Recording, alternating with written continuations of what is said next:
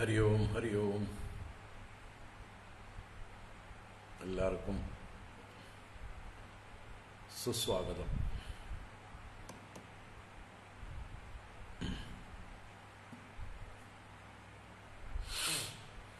ഓം ശുക്ലാംബരധരം വിഷ്ണും ശശിവർണം ചതുർഭുജം പ്രസന്നവദനം ധ്യായേത് സർവവിഘ്നോപശാന്തയേ. ഗുരവേ സർവലോകാനാം വിഷജേ ഭവരോഗിണാം നിധയേ സർവവിദ്യാനാം ദക്ഷിണാമൂർത്തയേ നമഃ. ജന്മാദ്യസ്യ യതോന്വയാദിതരതശ്ചാർത്ഥേഷ്വഭിജ്ഞസ്വരാട് തേനേ ബ്രഹ്മഹൃദായ ആദികവയേ മുഹ്യന്തി യത്സൂരയഃ.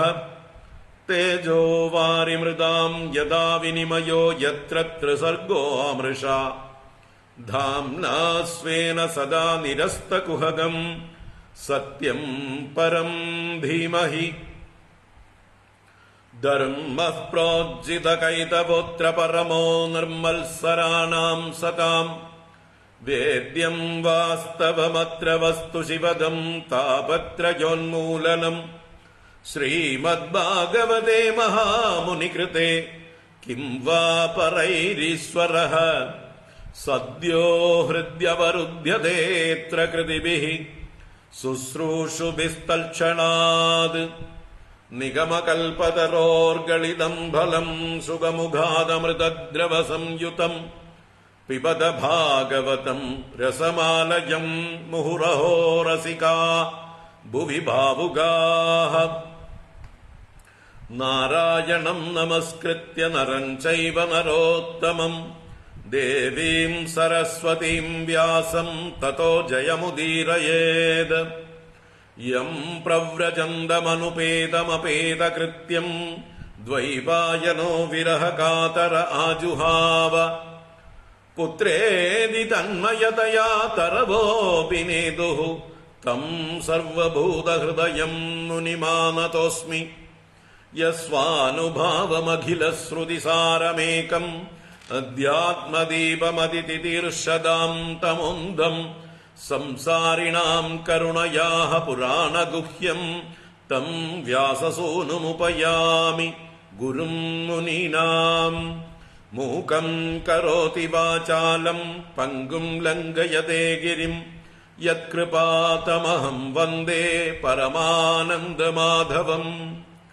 യം ബ്രഹ്മാ വരുണേന്ദ്രരുദ്രമരുതഃ സ്തുന്വന്തി ദിവ്യൈസ്തവൈഃ വേദൈഃ സാംഗപദക്രമോപനിഷദൈഃ ഗായന്തി യം സാമഗാഃ. ധ്യാനാവസ്ഥിതതദ്ഗതേന മനസാ പശ്യന്തി യം യോഗിനോ യസ്യാന്തം ന വിദുഃ സുരാസുരഗണാഃ. ദേവായ തസ്മൈ നമഃ. കോമളം കൂജയൻ വേണും ശ്യാമളോയം കുമാരകഃ. വേദവേദ്യം പരം ബ്രഹ്മ ഭാസതാം പുരതോ മമ. ഭൂതൈർമഹദ്ഭിർയയിമാ പുരോ വിഭുഃ നിർമായസേതേ യദമൂഷു പൂരുഷഃ. ഭുങ്ക്തേ ഗുണാൻ ഷോഡശ ഷോഡശാത്മകഃ. സോലങ്കൃഷീഷ്ട ഭഗവാൻ വചാംസി മേ. സച്ചിദാനന്ദരൂപായ വിശ്വോത്പത്യാദിഹേതവേ താപത്രയ വിനാശായ ശ്രീകൃഷ്ണായ വയം നുമഃ. കൃഷ്ണായ വാസുദേവായ ഹരയേ പരമാത്മനെ പ്രണതക്ലേശനാശായ ഗോവിന്ദായ നമോ നമഃ.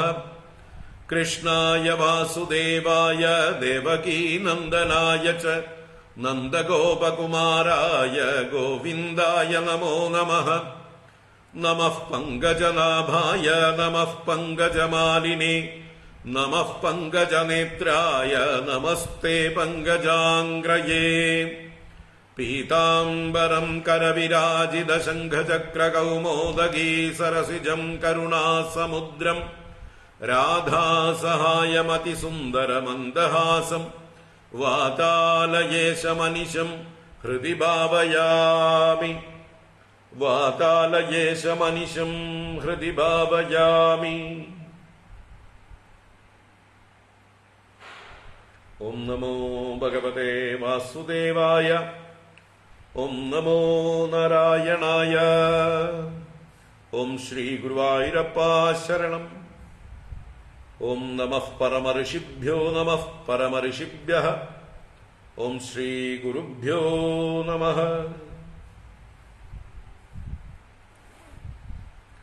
നാരായണ. ഹരി ഓം. എല്ലാവർക്കും നമസ്കാരം. എല്ലാവർക്കും ശുഭസായാഹ്നം, സുസ്വാഗതം.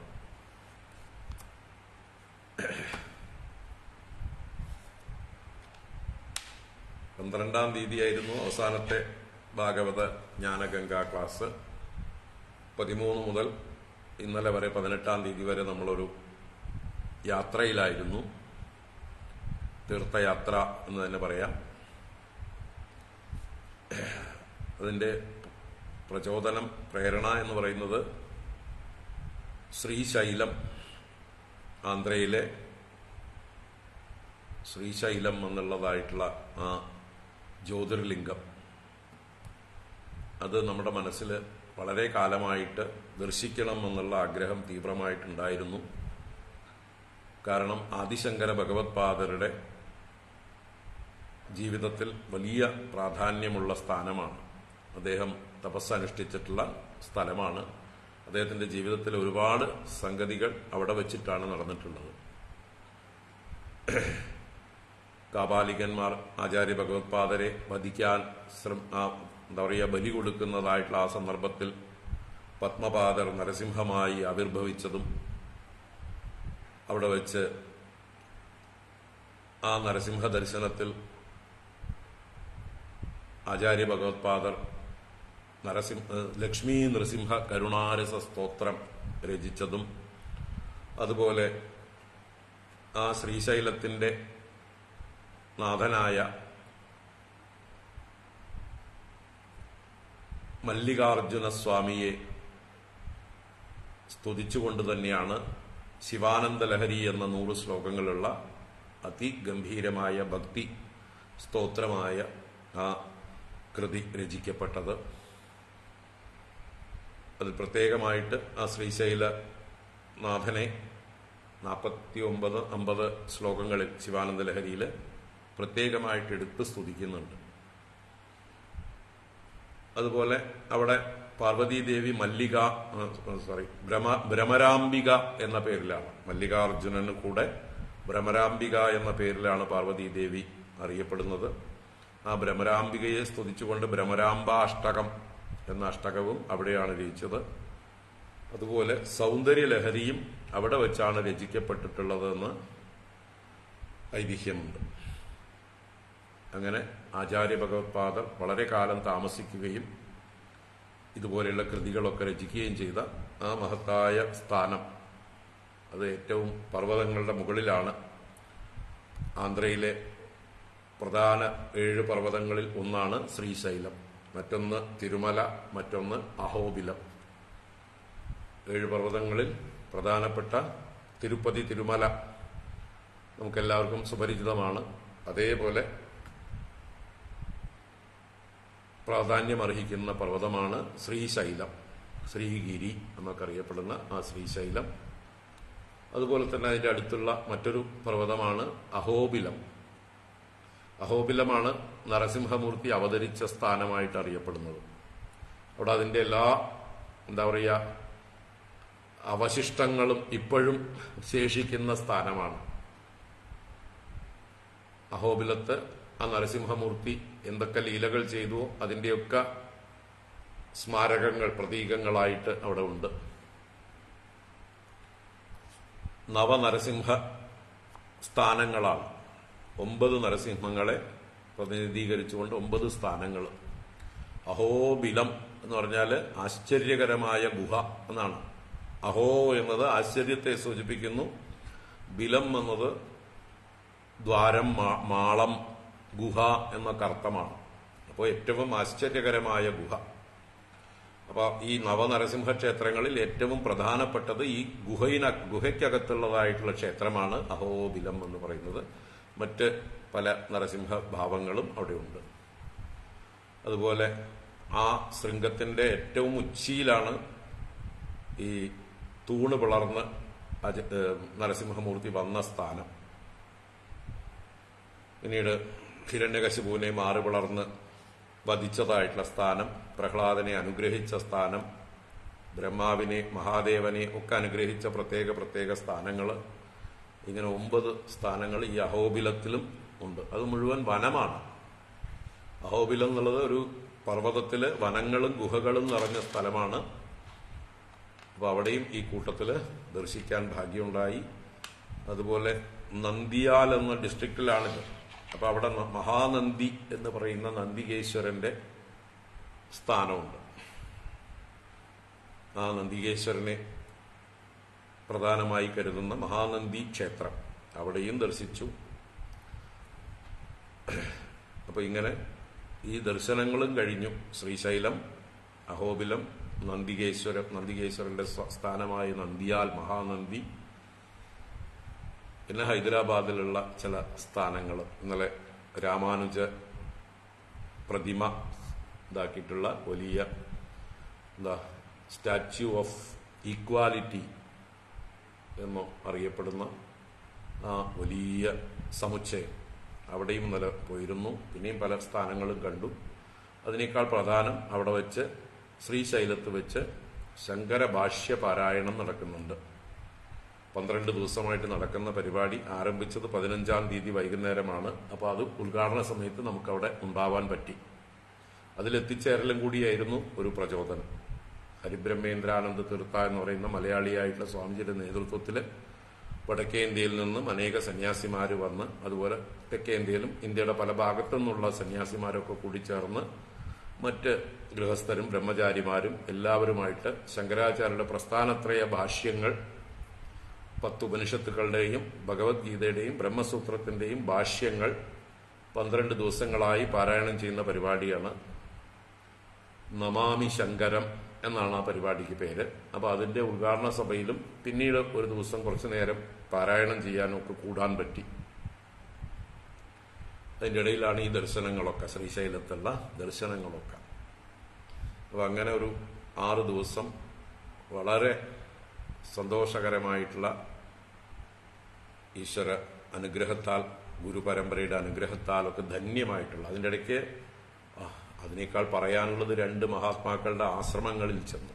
അത് കർണൂൽ എന്ന് പറഞ്ഞ സ്ഥലത്ത് ഒരു മഹാത്മാവ്, ഇപ്പോഴും ജീവിച്ചിരിക്കുന്ന ഒരു മഹാത്മാവിന്റെ, അതായത് നിത്യാനന്ദ ബാബ എന്നറിയപ്പെടുന്ന നിത്യാനന്ദ സ്വാമിയുടെ ശിഷ്യ പരമ്പരയിൽപ്പെട്ട ഒരു സ്വാമിയുടെ ആശ്രമത്തിലും, ശ്രീവിദ്യാ ഉപാസകനായിട്ടുള്ള ആ മഹാത്മാവിന്റെ ആശ്രമത്തിലും, അതുപോലെ തന്നെ ശ്രീശൈലത്ത് ഈ നമാമി ശങ്കരം ഭാഷ്യപാരായണം നടക്കുന്നത് പൂർണ്ണാനന്ദ സ്വാമി എന്ന് പറയുന്ന സ്വാമിയുടെ ആശ്രമത്തിലാണ്. 60 വയസ്സ് വരെ ജീവിച്ചിരുന്ന ആ പൂർണ്ണാനന്ദ സ്വാമി 2000 സമാധിയായ സ്വാമിയാണ്. IAS വലിച്ചെറിഞ്ഞ് സന്യാസത്തിലേക്ക് വളരെ ചെറുപ്രായത്തിൽ 30 വയസ്സുള്ളപ്പോൾ സന്യാസത്തിലേക്ക് വന്ന ആളാണ്. അപ്പോൾ ആ മഹാത്മാവിന്റെ തപസ്സിന്റെയും ഉപാസനകളുടെയും ഒക്കെ ആ തരംഗങ്ങൾ അലയടിക്കുന്ന, ഇപ്പോഴും വളരെ അദ്ദേഹത്തിന്റെ ദേഹ അസാന്നിധ്യത്തിലും അദ്ദേഹത്തിന്റെ സമാധിസ്ഥാനം, അതുപോലെ ആ ആശ്രമ പരിസരമെല്ലാം വളരെ വളരെ ഒരു പോസിറ്റീവ് എനർജി കൊണ്ട് നിറഞ്ഞിരിക്കുന്ന ഒരു വൈബ്രന്റ് ആൻഡ് സെറീനായിരിക്കുന്ന ഒരു സ്ഥാനം. അവിടെ ഞങ്ങൾക്ക് ഭക്ഷണങ്ങളുമൊക്കെ പല വേളകളിലും 3-4 പ്രാവശ്യം അവിടെ തന്നെയായിരുന്നു നമ്മുടെ ഭക്ഷണങ്ങളൊക്കെ. നല്ല രീതിയിൽ സാത്വികമായിട്ടുള്ള ഭക്ഷണങ്ങളൊക്കെ തന്നു. അവിടെ ഈ നമാമി ശങ്കരം പരിപാടി നടക്കുന്നു. അപ്പോൾ ആ ഒരു ആശ്രമവും സന്ദർശിക്കാനും അവിടുന്ന് അനുഗ്രഹം സ്വീകരിക്കാനും ഒക്കെ സാധിച്ചു. പറയുകയാണെങ്കിൽ ഒരുപാട് പറയാനുണ്ട്.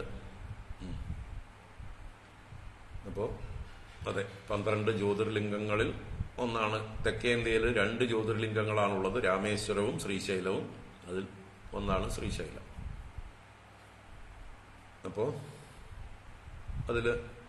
ഇതിന് നേതൃത്വം കൊടുത്തത് കോട്ടയം പനച്ചിക്കാട് ഇല്ലത്തു നിന്നുള്ള ശ്രീജിത്ത് നമ്പൂതിരി എന്നൊരു ചെറുപ്പക്കാരനാണ്. അദ്ദേഹം ആ ക്ഷേത്രത്തിന്റെ കാര്യങ്ങൾ നോക്കി നടത്തുന്ന ആളാണ്. അദ്ദേഹത്തിന്റെ നേതൃത്വത്തിലാണ് ഈ ടീം കോർഡിനേഷൻ ഉണ്ടായത്. അദ്ദേഹം ഹൈദരാബാദിൽ പണ്ട് താമസിച്ചിരുന്ന ആളാണ്, ജോലി ചെയ്തിരുന്ന ആളാണ് IT രംഗത്ത്. അതെല്ലാം റിസൈൻ ചെയ്ത് ഇപ്പം ക്ഷേത്ര കാര്യങ്ങൾ നോക്കി നടത്തുകയാണ് കോട്ടയത്ത്. അപ്പോൾ അദ്ദേഹത്തിന്റെ ഒരു ലീഡർഷിപ്പ്, കാരണം ഞങ്ങൾക്കൊന്നും തെലുങ്ക് അറിയില്ല, ബാക്കി കൂടെയുള്ളവർക്ക് ആർക്കും അല്പം പോലും തെലുങ്ക് കേട്ടാൽ പോലും മനസ്സിലാവില്ല, പിന്നെയല്ലേ പറയുന്ന കാര്യം. അപ്പോൾ ഇദ്ദേഹമാണ് അതിന് നേതൃത്വം കൊടുത്തത്. പിന്നെ നമ്മുടെ യൂട്യൂബിലുകളിലൊക്കെ ഓൺലൈൻ ക്ലാസ്സുകൾ ഒരുപാട് പ്രശസ്തയായിട്ടുള്ള സരിത അയ്യർ, അവരും അവരുടെ കൂടെയുള്ള അനേക ഡിവോട്ടീസ്, മൊത്തം ഞങ്ങളെല്ലാവരും കൂടി 18 പേര്. വളരെ നല്ലൊരു ടീമായിരുന്നു, സാത്വികന്മാരായിട്ടുള്ള ആളുകളുടെ ടീമായിരുന്നു. വളരെ പെട്ടെന്ന് അവർ എന്നെ വിളിച്ചപ്പോൾ, അതുപോലെ ഈ ശ്രീശൈലത്ത് നടക്കുന്ന നമാമി ശങ്കരം പരിപാടിയും എന്നെ പ്രേരിപ്പിച്ചു. ഇവരുടെ ഒരു ക്ഷണവും എൻ്റെ ഉള്ളിലുള്ള ശ്രീശൈലം കാണണം എന്നുള്ള ആഗ്രഹവും എല്ലാം കൂടി ഭഗവാൻ സാക്ഷാത്കരിച്ചു തന്നു. അങ്ങനെയുള്ളൊരു യാത്ര കഴിഞ്ഞ് നല്ല രാത്രിയാണ് തിരിച്ചെത്തിയത്. ഇന്ന് രാവിലെ ചിന്മയ മിഷനിൽ നടക്കുന്ന ഒരു ജനുവരി 24 മുതൽ 30 വരെ പാലക്കാട് വെച്ച് നടക്കാൻ പോകുന്നതായിട്ടുള്ള വലിയൊരു പ്രോഗ്രാമിൻ്റെ മീറ്റിങ്ങിൽ പങ്കെടുക്കേണ്ടതുണ്ടായിരുന്നു. അതുകൊണ്ടാണ് രാവിലെ ക്ലാസ് എടുക്കാതിരുന്നത്. ഇപ്പം നമ്മൾ കുറച്ച് നേരം നേരിൽ കാണാൻ വേണ്ടി വന്നതാണ്. നാളെ ക്ലാസ് എടുക്കാൻ പറ്റില്ല. നാളെ തൃശ്ശൂർ ഒരു മീറ്റിങ്ങിൽ പങ്കെടുക്കേണ്ടതുണ്ട്. സന്യാസിമാരുടെ മുഴുവൻ മാർഗദർശക് മണ്ഡൽ, അതുപോലെ സംഘപരിവാറിലെ ചില നേതാക്കന്മാർ എല്ലാവരും കൂടിയിട്ടുള്ള ഒരു അയോധ്യയിലേക്കുള്ള യാത്രയെക്കുറിച്ചിട്ടുള്ള, അതുപോലെ ശബരിമല വിഷയങ്ങളെക്കുറിച്ചൊക്കെയുള്ള ചർച്ചയ്ക്ക് വേണ്ടി ഒരു മീറ്റിംഗ് കൂടുണ്ട് തൃശ്ശൂർ. അതിലേക്ക് പങ്കെടുക്കണം. മറ്റന്നാൾ രാവിലെ നോക്കാം ക്ലാസ്. വൈകുന്നേരം കണ്ണൂരിലേക്ക് യാത്രയാവുകയാണ്. 5 ദിവസം കണ്ണൂരിൽ പ്രഭാഷണമുണ്ട്. 22-ാം തീയതി മുതൽ 26-ാം തീയതി വരെ വൈകുന്നേരങ്ങളിലാണ് മുഖ്യ പ്രഭാഷണം. കണ്ണൂർ സുന്ദരേശ്വര ക്ഷേത്രം തളാപ്പ്. രാവിലെ 22-ാം തീയതി രാവിലെ അവിടെ വെച്ച് സമ്പൂർണ്ണ ദേവീ മാഹാത്മ്യ പാരായണമുണ്ട്. എൻ്റെ നേതൃത്വത്തിൽ കണ്ണൂരിലെയും തലശ്ശേരിയിലെയും ചിറക്കലിലെയും ഒക്കെ ഭക്തജനങ്ങൾക്ക് വന്ന് പങ്കെടുക്കാം. ദേവീ മാഹാത്മ്യ പാരായണം മുഴുവനായിട്ട്. അത് 22-ാം തീയതി രാവിലെ 8 മുതൽ 11:30 വരെ ആയിരിക്കും. എല്ലാവരും വരിക, കണ്ണൂരുകാരൊക്കെ വരിക. അത് കഴിഞ്ഞ് പിന്നെ അവിടെ ഒരു ഞായറാഴ്ച അഖണ്ഡ വിഷ്ണു സഹസ്രനാമ ജപം ഉണ്ട്. അതിലും ആചാര്യനായിട്ട് ഞാൻ തന്നെയാണ്. പിന്നെ വൈകുന്നേരങ്ങളിൽ ഈ 5 ദിവസവും ശാണ്ഡില്യ ഭക്തി സൂത്രങ്ങൾ എന്ന വിഷയമാണ് അവിടെ എടുക്കാൻ പോകുന്നത്. ഓൺലൈനിൽ പറ്റിയാൽ ചെയ്യാം നമ്മൾ. അപ്പൊ ഇങ്ങനെ തിരക്ക് പിടിച്ച ദിവസങ്ങളാണ്. അത് കഴിഞ്ഞ് വന്നാലും 27-ാം തീയതി വൈകുന്നേരം ഇവിടെ പറളിക്കാട് ഭൂമാനന്ദസ്വാമിയുടെ സത്രവേദിയിൽ വൈകുന്നേരം 5 മണിക്ക് രുക്മിണി സ്വയംവരം വിഷയത്തെക്കുറിച്ച് പ്രഭാഷണമുണ്ട്. പറളിക്കാട് സത്രത്തിൽ 27-ാം തീയതി വൈകുന്നേരം. അപ്പൊ തൃശ്ശൂരുകാർക്കൊക്കെ അവിടെ വരാം. 28-ാം തീയതി ഇവിടെ പാലക്കാട് തന്നെ രമണ മഹർഷിയുടെ സമാധി ദിനത്തോടനുബന്ധിച്ചിട്ടുള്ള പരിപാടി വിജ്ഞാനരമണി ആശ്രമത്തിൽ രാവിലെയുണ്ട്. വൈകുന്നേരം നമുക്ക് കാണാം.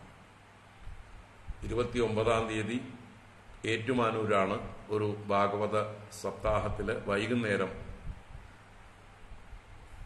സംസാരിക്കാനുണ്ട്, പ്രഭാഷണമുണ്ട്. 30-ാം തീയതി തിരിച്ച് പാലക്കാടുണ്ടാവും. 31-ന് മറ്റൊരു മലപ്പുറം ജില്ലയിലെ പെരിന്തൽമണ്ണയിലൊരു ഭദ്രകാളി കൊടുങ്ങല്ലൂർ അമ്മയുടെ ഭക്തജനങ്ങളുടെ ഒരു വാർഷിക സമ്മേളനം അതിൽ ഉദ്ഘാടനം ചെയ്യാനുണ്ട്. അപ്പം അങ്ങനെ 31-ാം തീയതി വരെ വലിയ തിരക്കാണ്, യാത്രകളാണ്. നമ്മുടെ ഭാഗവത ജ്ഞാനഗംഗ ചെറിയ ഒഴുക്കിന് തടസ്സം നേരിടും. അത് മുൻകൂട്ടി അറിയിക്കുകയാണ്. ജനുവരിയിൽ വലിയ തിരക്കില്ല. ജനുവരി 17-ാം തീയതി അയോധ്യയിലേക്ക് പോകും. 17 മുതൽ 23 വരെ. 23-ാം തീയതി രാത്രി തിരിച്ച് ഇവിടേക്ക് വരുന്നു. പിന്നെ 24-ാം തീയതി തൊട്ട് ഇവിടെ ഉണ്ട്. പക്ഷെ അപ്പോഴും ചിന്മയ മിഷന്റെ പ്രോഗ്രാമിൽ പല പരിപാടിയിലും പങ്കെടുക്കേണ്ടതുണ്ട്. എന്നാലും അതിനനുസരിച്ച് നമ്മൾ അഡ്ജസ്റ്റ് ചെയ്ത് ക്ലാസ്സുകൾ എടുക്കാം 30-ാം തീയതി വരെ. അത് കഴിഞ്ഞാൽ പിന്നെ ഇപ്പോൾ ഫ്രീ ആണ്, പ്രോഗ്രാമൊന്നും ഏറ്റെടുത്തിട്ടില്ല. ഇത്രയും നിങ്ങൾക്ക് മുൻകൂട്ടി നോട്ടീസ് തരികയാണ് നമ്മുടെ ക്ലാസ്സുകളെക്കുറിച്ച്, എവിടെയൊക്കെ ബാധിക്കപ്പെടും എന്ന് അറിയാൻ വേണ്ടി.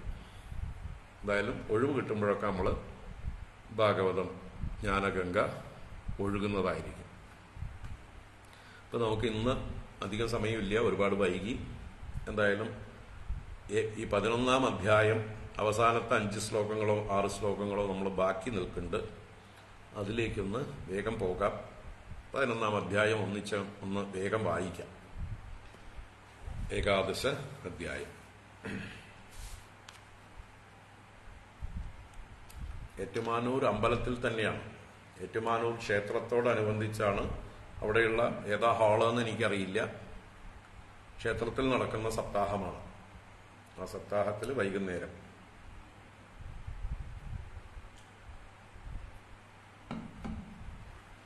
വൈകുന്നേരം 6:30 മുതൽ 8 മണി വരെ 8:30 മണി വരെയാണ് പ്രഭാഷണം. എനിക്ക് ഭാഗവത ധർമ്മം എന്നുള്ള വിഷയമാണ് ഇപ്പോൾ സൂചന കിട്ടിയിട്ടുള്ളത്.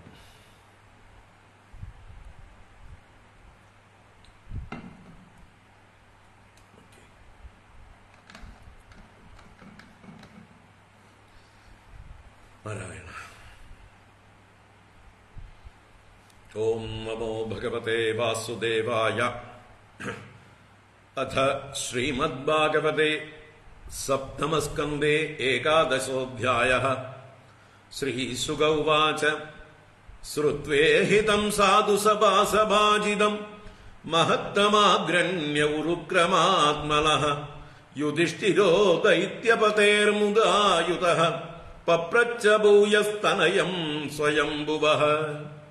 യുധിഷ്ഠിര ഉവാച ഭഗവൻ ശ്രോതുമിച്ഛാമി നൃണാം ധർമ്മം സനാതനം വർണ്ണാശ്രമാചാരയുതം യത്പുമാൻ വിന്ദതേ പരം. ഭവാൻ പ്രജാപതേ സാക്ഷാദാത്മജഃ പരമേഷ്ഠിനഃ സുതാനാം സമ്മതോ ബ്രഹ്മൻ തപോ യോഗസമാധിഭിഃ. നാരായണപരാ വിപ്രാ ധർമ്മം ഗുഹ്യം പരം വിദുഃ കരുണാസാധവഃ ശാന്താ ത്വദ്വിധാന തദാ പരേ. നാരദ ഉവാച നത്വാ ഭഗവതേ അജായ ലോകാനാം ധർമ്മഹേതവേ വക്ഷ്യേ സനാതനം ധർമ്മം നാരായണമുഖാത് ശ്രുതം. യോ വദീര്യാത്മനോംശേന ദാക്ഷായണ്യാം തു ധർമ്മദഃ ലോകാനാം സ്വസ്തയേധ്യാസ്തേ തപോ ബദരികാശ്രമേ. ധർമ്മമൂലം ഹി ഭഗവാൻ സർവവേദമയോ ഹരിഃ സ്മൃതം ച തദ്വിദാം രാജൻ യേന ചാത്മാ പ്രസീദതി. സത്യം ദയാ തപഃ ശൗചം തിതിക്ഷേക്ഷാ ശമോദമഃ അഹിംസാ ബ്രഹ്മചര്യം ച ത്യാഗഃ സ്വാധ്യായ ആർജവം സന്തോഷഃ സമദൃക്സേവാ ഗ്രാമ്യേഹോ പരമഃ ശനൈഃ നൃണാം വിപര്യയേഃ ക്ഷാമൗനമാത്മവിമർശനം. അന്നാദ്യാദേഹ സംവിഭാഗോ ഭൂതേഭ്യശ്ച യഥാർഹതഃ തേഷ്വാത്മദേവതാ ബുദ്ധിഃ സുതരാം നൃഷു പാണ്ഡവ. ശ്രവണം കീർത്തനം ചാസ്യ സ്മരണം മഹതാം കഥേഃ സേവേജ്യാവനതിർദാസ്യം സഖ്യമാത്മസമർപ്പണം. നൃണാം അയം പരോ ധർമ്മഃ സർവേഷാം സമുദാഹൃതഃ 30 ലക്ഷണവാൻ രാജൻ സർവാത്മാ യേന തുഷ്യതി. സംസ്കാരാ യദവിച്ഛിന്നാ സദ്വിജോജോ ജഗാദയം ഇജ്യാദ്യയനദാനാനി വിഹിതാനി ദ്വിജന്മനാം ജന്മകർമാവദാതാനാം ക്രിയാശ്ചാശ്രമചോദിതാഃ. വിപ്രസ്യാദ്യയനാദീനി ഷഡന്യസ്യ പ്രതിഗ്രഹഃ രാജ്ഞോ വൃത്തിഃ പ്രജാഗോപ്തുഃ അവിപ്രാദ്വാ കരാദിഭിഃ വൈശ്യസ്തു വാർത്താവൃത്തിശ്ച നിത്യം ബ്രഹ്മകുലാനുഗഃ ശൂദ്രസ്യ ദ്വിജശുശ്രൂഷാവൃത്തിശ്ച സ്വാമിനോ ഭവേത് വാർത്താവിചിത്രാ ശാലീനയായാവരശിലോഞ്ചനം വിപ്രവൃത്തിശ്ചതുർധേയം ശ്രേയസീ ചോത്തരോത്തരാ ജഗന്യോനോത്തമാം വൃത്തിം അനാപതി ഭജേന്നരഃ ഋതേ രാജന്യമാപൽസു സർവേഷാമപി സർവശഃ ഋതാമൃതാഭ്യാം ജീവേദാമൃതേന പ്രമൃതേന വാ സത്യാനൃതാഭ്യാം ജീവേദ ന സ്വവൃത്യാ കദഞ്ജന ഋതം ഉഞ്ചശിലം പ്രോക്തം അമൃതം യദയാചിതം മൃതം തു നിത്യയാജ്ഞാ സ്യാത് പ്രമൃതം കർഷണം സ്മൃതം സത്യാനൃതം തു വാണിജ്യം സ്വവൃത്തിർ നീചസേവനം വർജയേത്താം സദാ വിപ്രോ രാജന്യശ്ച ജുഗുപ്സിതാം സർവവേദമയോ വിപ്രഃ സർവദേവമയോ നൃപഃ ശമോദമസ്തപഃ ശൗചം സന്തോഷക്ഷാന്തിരാർജവം ജ്ഞാനം ദയാച്യുതാത്മത്വം സത്യം ച ബ്രഹ്മലക്ഷണം ശൗര്യം വീര്യം ധൃതിസ്തേജഃ ത്യാഗ ആത്മജയക്ഷമാ ബ്രഹ്മണ്യതാ പ്രസാദശ്ച രക്ഷാ ച ക്ഷത്രലക്ഷണം ദേവഗുരുവച്യുതേ ഭക്തി ത്രിവർഗ പരിപോഷണം ആസ്തിക്യമുദ്യമോ നിത്യം നൈപുണം വൈശ്യലക്ഷണം ശൂദ്രസ്യ സന്നദ്ധി ശൗചം സേവാ സ്വാമിന്യമായയാ അമന്ത്രയജ്ഞോ ഹ്യസ്തേയം സത്യം ഗോവിപ്രരക്ഷണം സ്ത്രീണാം ച പതിദേവാനാം തത്ശുശ്രൂഷാനുകൂലത തൽബന്ധുഷ്വനുവൃത്തിശ്ച നിത്യം തദ്വ്രതധാരണം സമ്മാർജനോപലേഭാഭ്യാം ഗൃഹമണ്ഡലവർത്തനൈഃ സ്വയം ച മണ്ഡിതാ നിത്യം പരിമൃഷ്ടപരിച്ഛദ കാമൈരുച്ഛാവചൈ സാധ്വീ പ്രശ്രയേണ ദമേന ച വാക്യൈ സത്യൈ പ്രിയൈ പ്രേമ്ണാ കാലേ കാലേ ഭജേത് പതിം സന്തുഷ്ടാലോലുപാ ദക്ഷാ ധർമ്മജ്ഞാ പ്രിയ സത്യവാക് അപ്രമത്താ ശുചിസ്നിഗ്ധാ പതിം ത്വപതിദം ഭജേത് യാ പതിം ഹരിഭാവേന ഭജേത് ശ്രീരിവ തത്പരാ ഹര്യാത്മനാ ഹരേർലോകേ പത്യാ ശ്രീരിവ മോദതേ വൃത്തിസങ്കരജാതീനാം തത്തത്കുലകൃതാ ഭവേത് അചൗരാണാം അപാപാനാം അന്ത്യജാം ദേവസായിനാം പ്രായസ്വഭാവവിഹിതോ നൃണാം ധർമ്മോ യുഗേ യുഗേ വേദദിഗ്വിസ്മൃതോ രാജൻ പ്രത്യചേഹ ച ശർമ്മകൃത വൃത്യാ സ്വഭാവകൃതയാ വർത്തമാനസ്വകർമ്മകൃത് ഹിത്വാ സ്വഭാവജം കർമ്മ ശനൈർനിർഗുണതാം ഇയാത് ഉപ്യമാനം മുഹുക്ഷേത്രം സ്വയം നിർവീര്യതാം ഇയാത് ന കൽപ്പതേ പുനഃസൂത്യാ ഉക്തം ബീജം ച നശ്യതി ഏവം കാമാശ്രയം ചിത്തം കാമാനാം അതിസേവയാ വിരജ്യേത യഥാ രാജന്നാഗ്നിവത് കാമബിന്ദുഭിഃ യസ്യ യല്ലക്ഷണം പ്രോക്തം പുംസോ വർണ്ണാഭിവ്യഞ്ജകം യദന്യത്രാപി ദൃശ്യേത തത്തേനൈവ വിനിർദിശേത്. ഹരി ഓം. ഇതി ശ്രീമദ്ഭാഗവതേ മഹാപുരാണേ പാരമഹംസ്യാം സംഹിതായാം സപ്തമസ്കന്ധേ യുധിഷ്ഠിരനാരദ സംവാദേ സദാചാരനിർണയോ നാമ ഏകാദശോऽധ്യായഃ. സർവത്ര ഗോവിന്ദ നാമ സങ്കീർത്തനം. ഗോവിന്ദ ഗോവിന്ദ. നാരായണാഖില ഗുരോ ഭഗവൻ നമസ്തേ. നാരായണാഖില ഗുരോ ഭഗവൻ നമസ്തേ. നാരായണാഖില ഗുരോ ഭഗവൻ നമസ്തേ. നാരായണ. ഹരി ഓം. അപ്പോ ഭാഗവതം സപ്തമസ്കന്ധം 11 മുതൽ 15 അധ്യായം വരെ വർണ്ണാശ്രമധർമ്മങ്ങളാണ് യുധിഷ്ഠിര നാരദ സംവാദ രൂപത്തിൽ. അത് നമ്മൾ 11 അധ്യായം 29 ശ്ലോകം വരെ വിസ്തരിച്ച് കണ്ടു. 35 ശ്ലോകങ്ങളാണ് 1 അധ്യായത്തിലുള്ളത്, 11 അധ്യായത്തിലുള്ളത്. ഈ അധ്യായത്തിൽ നമ്മൾ ആദ്യം കണ്ടത് സദാചാരം അല്ലെങ്കിൽ സാമാന്യധർമ്മം, എല്ലാവരും അനുഷ്ഠിക്കേണ്ടതായിട്ടുള്ള കുറെ ഗുണങ്ങളെ, കുറെ മൂല്യങ്ങളെ എടുത്തെടുത്ത് വർണ്ണിച്ചു. സാമാന്യധർമ്മം എന്ന് പറയാം, അല്ലെങ്കിൽ സദാചാരം എന്ന് പറയാം. അതിനുശേഷം വർണ്ണധർമ്മങ്ങൾ പറയാൻ ആരംഭിച്ചു. ബ്രാഹ്മണ, ക്ഷത്രിയ, വൈശ്യ, ശൂദ്രന്മാരുടെ ധർമ്മങ്ങളെക്കുറിച്ച്, അവരുടെ സ്വഭാവം അതുപോലെ അവർ ചെയ്യേണ്ട പ്രവൃത്തി, ഈ രണ്ട് കാര്യങ്ങളും നമ്മൾ വിശദമായിട്ട് കണ്ടു. അതിൽ ബ്രാഹ്മണർക്കും മറ്റുമൊക്കെ അനുഷ്ഠിക്കാവുന്ന ഏറ്റവും ഉത്തമമായിട്ടുള്ള വൃത്തി അഹിംസ പരമോ ധർമ്മ, ആ ലക്ഷ്യത്തിലേക്ക് എത്തിക്കുന്ന വൃത്തിയാണ് ഉത്തമ വൃത്തി. എത്രത്തോളം ഹിംസ കൂടുന്നുവോ അതനുസരിച്ച് വൃത്തിയുടെ സ്വഭാവം താഴേക്ക് താഴേക്ക് പതിക്കുന്നു. നമ്മൾ ഉയരുകയാണ് വേണ്ടത്, താഴേക്ക് പോവുകയല്ല വേണ്ടത്. അപ്പോ അഹിംസ പരമോ ധർമ്മ എന്നുള്ളതാണ് ധർമ്മത്തിൽ ഏറ്റവും പരമമായിട്ടുള്ളത്. അഹിംസയാണ്. ആരെയും വേദനിപ്പിക്കണം എന്ന് ചിന്ത പോലും നമ്മുടെ ഉള്ളിൽ ഉണ്ടാവാതാവണം.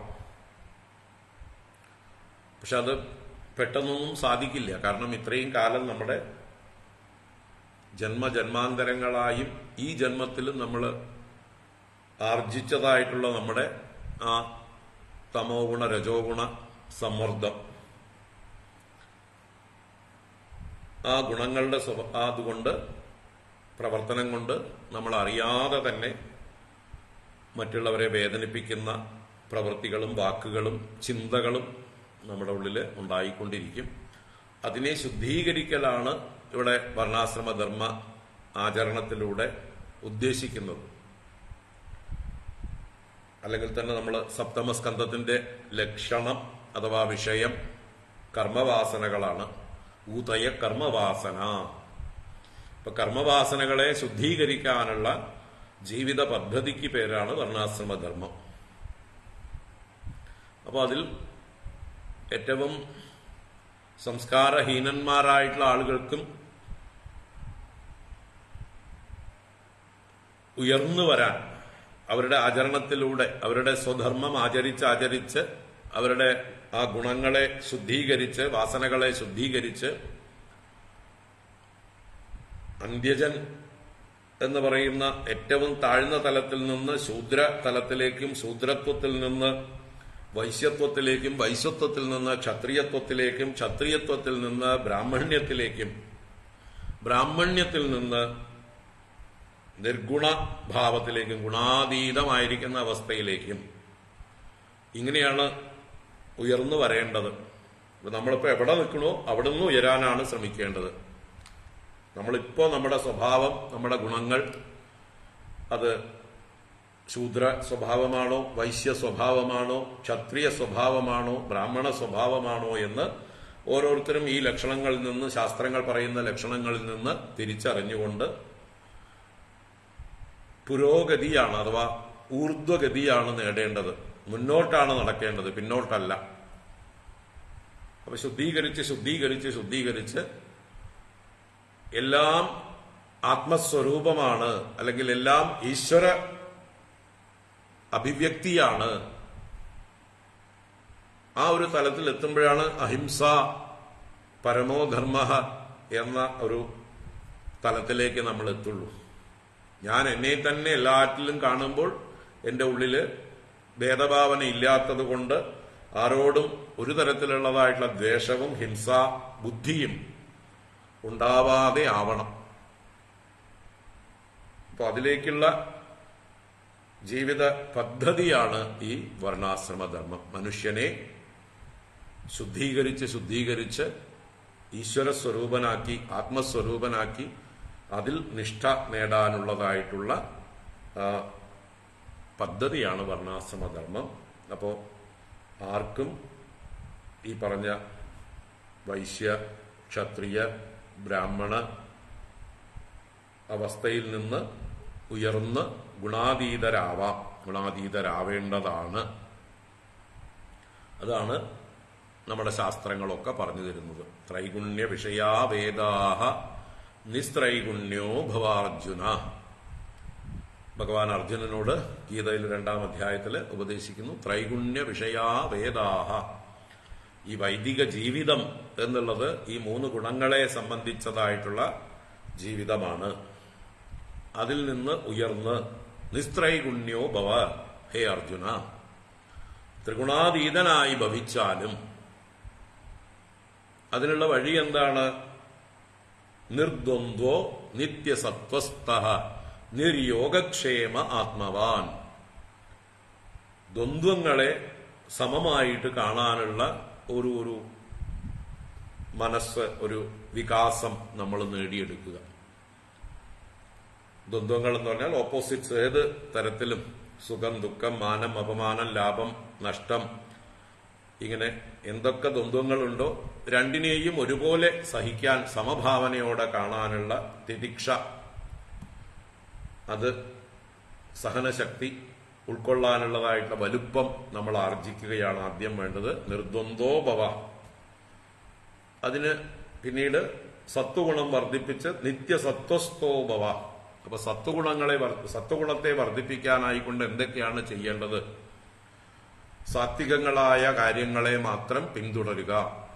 സാത്വിക ആഹാരം കഴിക്കുക, സാത്വിക കാര്യങ്ങൾ കാണുക, കേൾക്കുക, സാത്വിക ഗ്രന്ഥങ്ങൾ പഠിക്കുക, സാത്വിക ദേവതകളെ ഉപാസിക്കുക, സാത്വികന്മാരായ ഗുരുക്കന്മാരെ ശുശ്രൂഷിക്കുക, സാത്വിക സാഹചര്യങ്ങളിൽ കഴിയുക.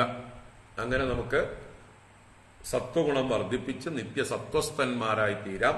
പിന്നീട് അവിടുന്നാണ് ഈ നിസ്ത്രൈഗുണ്യോ ഭവ എന്ന് പറയുന്ന അവസ്ഥയിലേക്ക് ഉയരാൻ കഴിയുക. അപ്പൊ സത്വഗുണം വർദ്ധിച്ച് അതിന്റെ ആ ഒരു പൂർണ്ണതയിലേക്ക് എത്തുമ്പോൾ ത്രിഗുണാതീതരായി തീരാൻ എളുപ്പമാകും. അതാണ് നമ്മുടെ ശാസ്ത്രങ്ങളും ഭഗവത്ഗീത ഭഗവാൻ പറഞ്ഞു തരുന്നതുമൊക്കെ. അപ്പൊ അതാണ് നമ്മൾ അടിത്തറയിട്ട് ഉള്ളില് ഈ കാര്യങ്ങളെക്കുറിച്ച് ഉണ്ടാവേണ്ട ഒരു വ്യക്തത. അപ്പൊ അതിനു വേണ്ടിയിട്ടാണ് ഈ വർണ്ണാശ്രമ ധർമ്മങ്ങളൊക്കെ ഇത്രയും വിസ്തരിച്ച് പറഞ്ഞത്. അതിനുശേഷം പിന്നീട് സ്ത്രീധർമ്മം പ്രത്യേകം എടുത്തു പറഞ്ഞു. 25 മുതൽ 29 വരെയുള്ള ശ്ലോകങ്ങളിൽ നമ്മൾ കഴിഞ്ഞ ക്ലാസ്സിൽ കണ്ടത് സ്ത്രീധർമ്മമായിരുന്നു. അതും വളരെ വിസ്തരിച്ച് നമ്മൾ ചർച്ച ചെയ്തു. ഇനിയും അതിലേക്ക് പോകുന്നില്ല. അത് കഴിഞ്ഞിനി 30-ാം ശ്ലോകം മുതൽക്കാണ് നമ്മൾ ഇപ്പൊ ഇവിടെ കാണാൻ പോകുന്നത്. ഇപ്പൊ 30-ാം ശ്ലോകം മുതൽക്ക് നോക്കാം. വൃത്തിസങ്കരജാതീനാം തത്തത്കുലകൃതാ ഭവേത് അചൗരാണാം അപാപാനാം അന്ത്യജാം ദേവസായിനാം. വൃത്തിസങ്കരജാതീനാം തത്തത്കുലകൃതാ ഭവേത് അചൗരാണാം അപാപാനാം അന്ത്യജാം ദേവസായിനാം.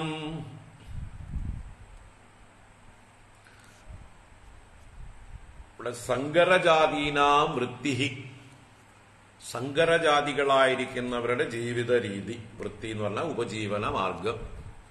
തത്തത് കുലകൃതാ ഭവേത്, അതാത് കുലത്തിൽ ചെയ്യപ്പെടുന്ന തൊഴിലായിട്ട് ഭവിക്കും. ഓരോരുത്തരും ഏത് സമൂഹത്തിലാണോ ജീവിക്കുന്നത് ആ സമൂഹത്തിന്റെ ഉപജീവന മാർഗം എളുപ്പത്തിൽ സ്വീകരിക്കാൻ പറ്റും. ഇപ്പോ ഒരു സിംഹം പോലും ആടുകളുടെ നടുവിൽ ജീവിച്ചാൽ, കുട്ടിയായിരിക്കുമ്പോ തന്നെ കൊച്ചു കുട്ടിയായിരിക്കുന്ന സിംഹത്തിനെ വിളിച്ച് ആടുകളുടെ കൂട്ടത്തിൽ വളർത്തിയാൽ അത് ചിലപ്പോൾ ആടുകളെ പോലെ പുല്ല് തിന്നുകൊണ്ട്, ചെടികളെ തിന്നുകൊണ്ട് ചിലപ്പോൾ ജീവിച്ചു എന്ന് വരും. ആ സാഹചര്യം, ഇത്രയും ശൗര്യവും പരാക്രമവും ശക്തിയും ഒക്കെ ഉള്ളതായിട്ടുള്ള ആ വന്യമൃഗത്തെ പോലും സാഹചര്യം എങ്ങനെ മാറ്റിയെടുക്കുന്നു. നമുക്ക് ദൃഷ്ടാന്തങ്ങൾ ഇഷ്ടം പോലെ ചുറ്റും നമ്മൾ കേട്ടിട്ടുണ്ടാവും. വെജിറ്റേറിയൻ ആയിരിക്കുന്ന ഹിംസ്ര ജന്തുക്കൾ. അപ്പൊ നമ്മൾ പല മൃഗങ്ങളെയും വീട്ടിലൊക്കെ വളർത്തുന്നതിനെയൊക്കെ തന്നെ നമ്മൾ തന്നെയാണ് പല പരിശീലനം ചെയ്ത് പലതും ഉണ്ടാക്കിയെടുക്കുന്നത്. അപ്പൊ അതിന് കിട്ടുന്ന സാഹചര്യത്തിനനുസരിച്ചത് ഇണങ്ങിപ്പോകുന്നു. ഇപ്പൊ നമ്മള് കാണുന്നില്ലേ, തെരുവിൽ അലഞ്ഞു തിരിഞ്ഞ് നടക്കുന്ന പശുക്കള് നല്ല ഭക്ഷണമൊന്നും കിട്ടാതാവുമ്പോ അവർ കിട്ടിയ ചപ്പ് ചവറുകള്, കടലാസുകള്, നമ്മൾ ഉപേക്ഷിക്കുന്നതായിട്ടുള്ള എന്തൊക്കെ സാധനങ്ങളുണ്ടോ അതൊക്കെ തിന്ന് നല്ല പശുക്കൾ നല്ല രീതിയിൽ വളർത്തുകയാണെങ്കിൽ അവർ ഇതൊന്നും തൊടില്ല. നല്ല എന്താ പറയുക, പുല്ലും വൈക്കോലും അതുപോലെയുള്ള കാലിത്തീറ്റയും മാത്രം ഭക്ഷിക്കുന്ന നല്ല പശുക്കളുണ്ട്. അത് അതിന്റെ സാഹചര്യം അതിനെ അങ്ങനെ പരിശീലിപ്പിച്ചു. നേരെ മറിച്ച് അതൊന്നും കിട്ടാതെ തന്നിഷ്ടപ്രകാരം സ്വന്തം സർവൈവലിന് വേണ്ടി നടക്കുന്നതായിട്ടുള്ള ജന്തുക്കള് എന്താണോ അപ്പൊ കിട്ടുന്നത് അത് ഭക്ഷിച്ച് ശീലിക്കും. അപ്പൊ അതുപോലെ തന്നെയാണ് മനുഷ്യ സമൂഹത്തിലും. നമ്മൾ ഏത് സമൂഹത്തിൽ ജനിക്കുന്നുവോ, ഏത് സാഹചര്യത്തിലാണോ ജീവിക്കുന്നത്, അത് നമ്മളെ സ്വാധീനിച്ച് നമ്മൾക്കൊരു പരിശീലനം തരും. ആ രംഗത്ത് നമ്മൾക്ക് പ്രവർത്തിക്കാൻ നമ്മുടെ ഒരു വാസന വളർന്നു വരും. അതിനനുസരിച്ച് നമ്മൾ ഉപജീവന മാർഗം തിരഞ്ഞെടുക്കും. അങ്ങനെയാണ് ഈ പറയുന്ന കുലങ്ങളൊക്കെ ഉണ്ടായത്. പലതരത്തിലുള്ളതായിട്ടുള്ള കുലങ്ങൾ. ഇപ്പോൾ എന്താ പറയുക, ആശാരിമാര്, മൂശാരിമാര്, കൊല്ലന്മാര്, തട്ടാന്മാര്, ഇങ്ങനെ ഓരോ കുലത്തൊഴിൽ ചെയ്ത് ജീവിക്കുന്നതായിട്ടുള്ള ഓരോരുത്തർ. ഇപ്പോൾ മുള കൊണ്ടുള്ള കൊട്ടകളും പരമ്പും ഒക്കെ നെയ്തുണ്ടാക്കുന്ന കൂട്ടര്, മണ്ണുകൊണ്ട് കലങ്ങളും പാത്രങ്ങളും ഉണ്ടാക്കുന്നതായിട്ടുള്ള കൂട്ടര് അല്ലേ, കുറവന്മാര്, അതുപോലെ കൊശവന്മാര് ഒക്കെ നമ്മൾ പലരും വിളിക്കും. അതുപോലെ മത്സ്യബന്ധനത്തിൽ ഏർപ്പെട്ട് ജീവിക്കുന്നവര്, കാട്ടിൽ നായാട്ടിലൂടെ ജീവിക്കുന്നവര്, ഇവരൊക്കെ അവരുടെ ചുറ്റുപാടുകൾ, അച്ഛനും അമ്മയൊക്കെ എന്താണോ ചെയ്യുന്നത്, ബന്ധുക്കളൊക്കെ എന്താ ചെയ്യുന്നത്, സുഹൃത്തുക്കൾ എന്താ ചെയ്യുന്നത്, അത് കണ്ട് പരിശീലിച്ച് അത് തന്നെ ജീവിത രീതിയാക്കി മാറ്റുന്നു. അപ്പോ അവർക്കത് വലിയ വിഷമമില്ല. ഡക്ക് ടു വാട്ടർ എന്ന് പറയും പോലെ താറാവിന് വെള്ളത്തിലിറങ്ങാൻ ഒരു പ്രയാസമില്ല. അതിന്റെ തള്ള താറാവ് ഇറങ്ങുന്നത് കണ്ട് പുറകെ കുഞ്ഞു താറാവുകളും ഇറങ്ങിപ്പോകുന്നു. അണ്ണാൻ കുഞ്ഞ് മരം കയറ്റം പഠിക്കുന്നതും ആ തള്ളയുടെ കൂടെ തന്നെയാണ്. അതിനൊരു പ്രയാസമില്ല. അതിനെ പഠിപ്പിക്കേണ്ട ആവശ്യമൊന്നുമില്ല. മത്സ്യങ്ങളെ വെള്ളത്തിൽ നീന്താൻ ആരും പഠിക്കേണ്ട ആവശ്യമില്ല, പഠിപ്പിക്കേണ്ട ആവശ്യമില്ല. പക്ഷികൾക്ക് ആകാശത്ത് പറക്കാനായിട്ടും ആരും പഠിപ്പിക്കേണ്ട ആവശ്യമില്ല. അതൊക്കെ അവരവരുടെ സ്വാഭാവികമായിട്ട് വരുന്നു. അപ്പൊ അതുപോലെ ഈ സാഹചര്യങ്ങളാണ് ഓരോ മനുഷ്യരെയും അതാത് തൊഴിലിലേക്ക് നയിക്കുന്നത്. ഇന്നിപ്പോ ആ സാഹചര്യങ്ങളൊക്കെ മാറിയത് കൊണ്ടാണ് അത് കൂടുതൽ സങ്കീർണമായി മാറി. പണ്ട് ആ ഒരു ഓരോരുത്തരും ഓരോ ദേശത്ത് പ്രത്യേക പ്രത്യേക സ്ഥാനങ്ങളിൽ ഒന്നിച്ച്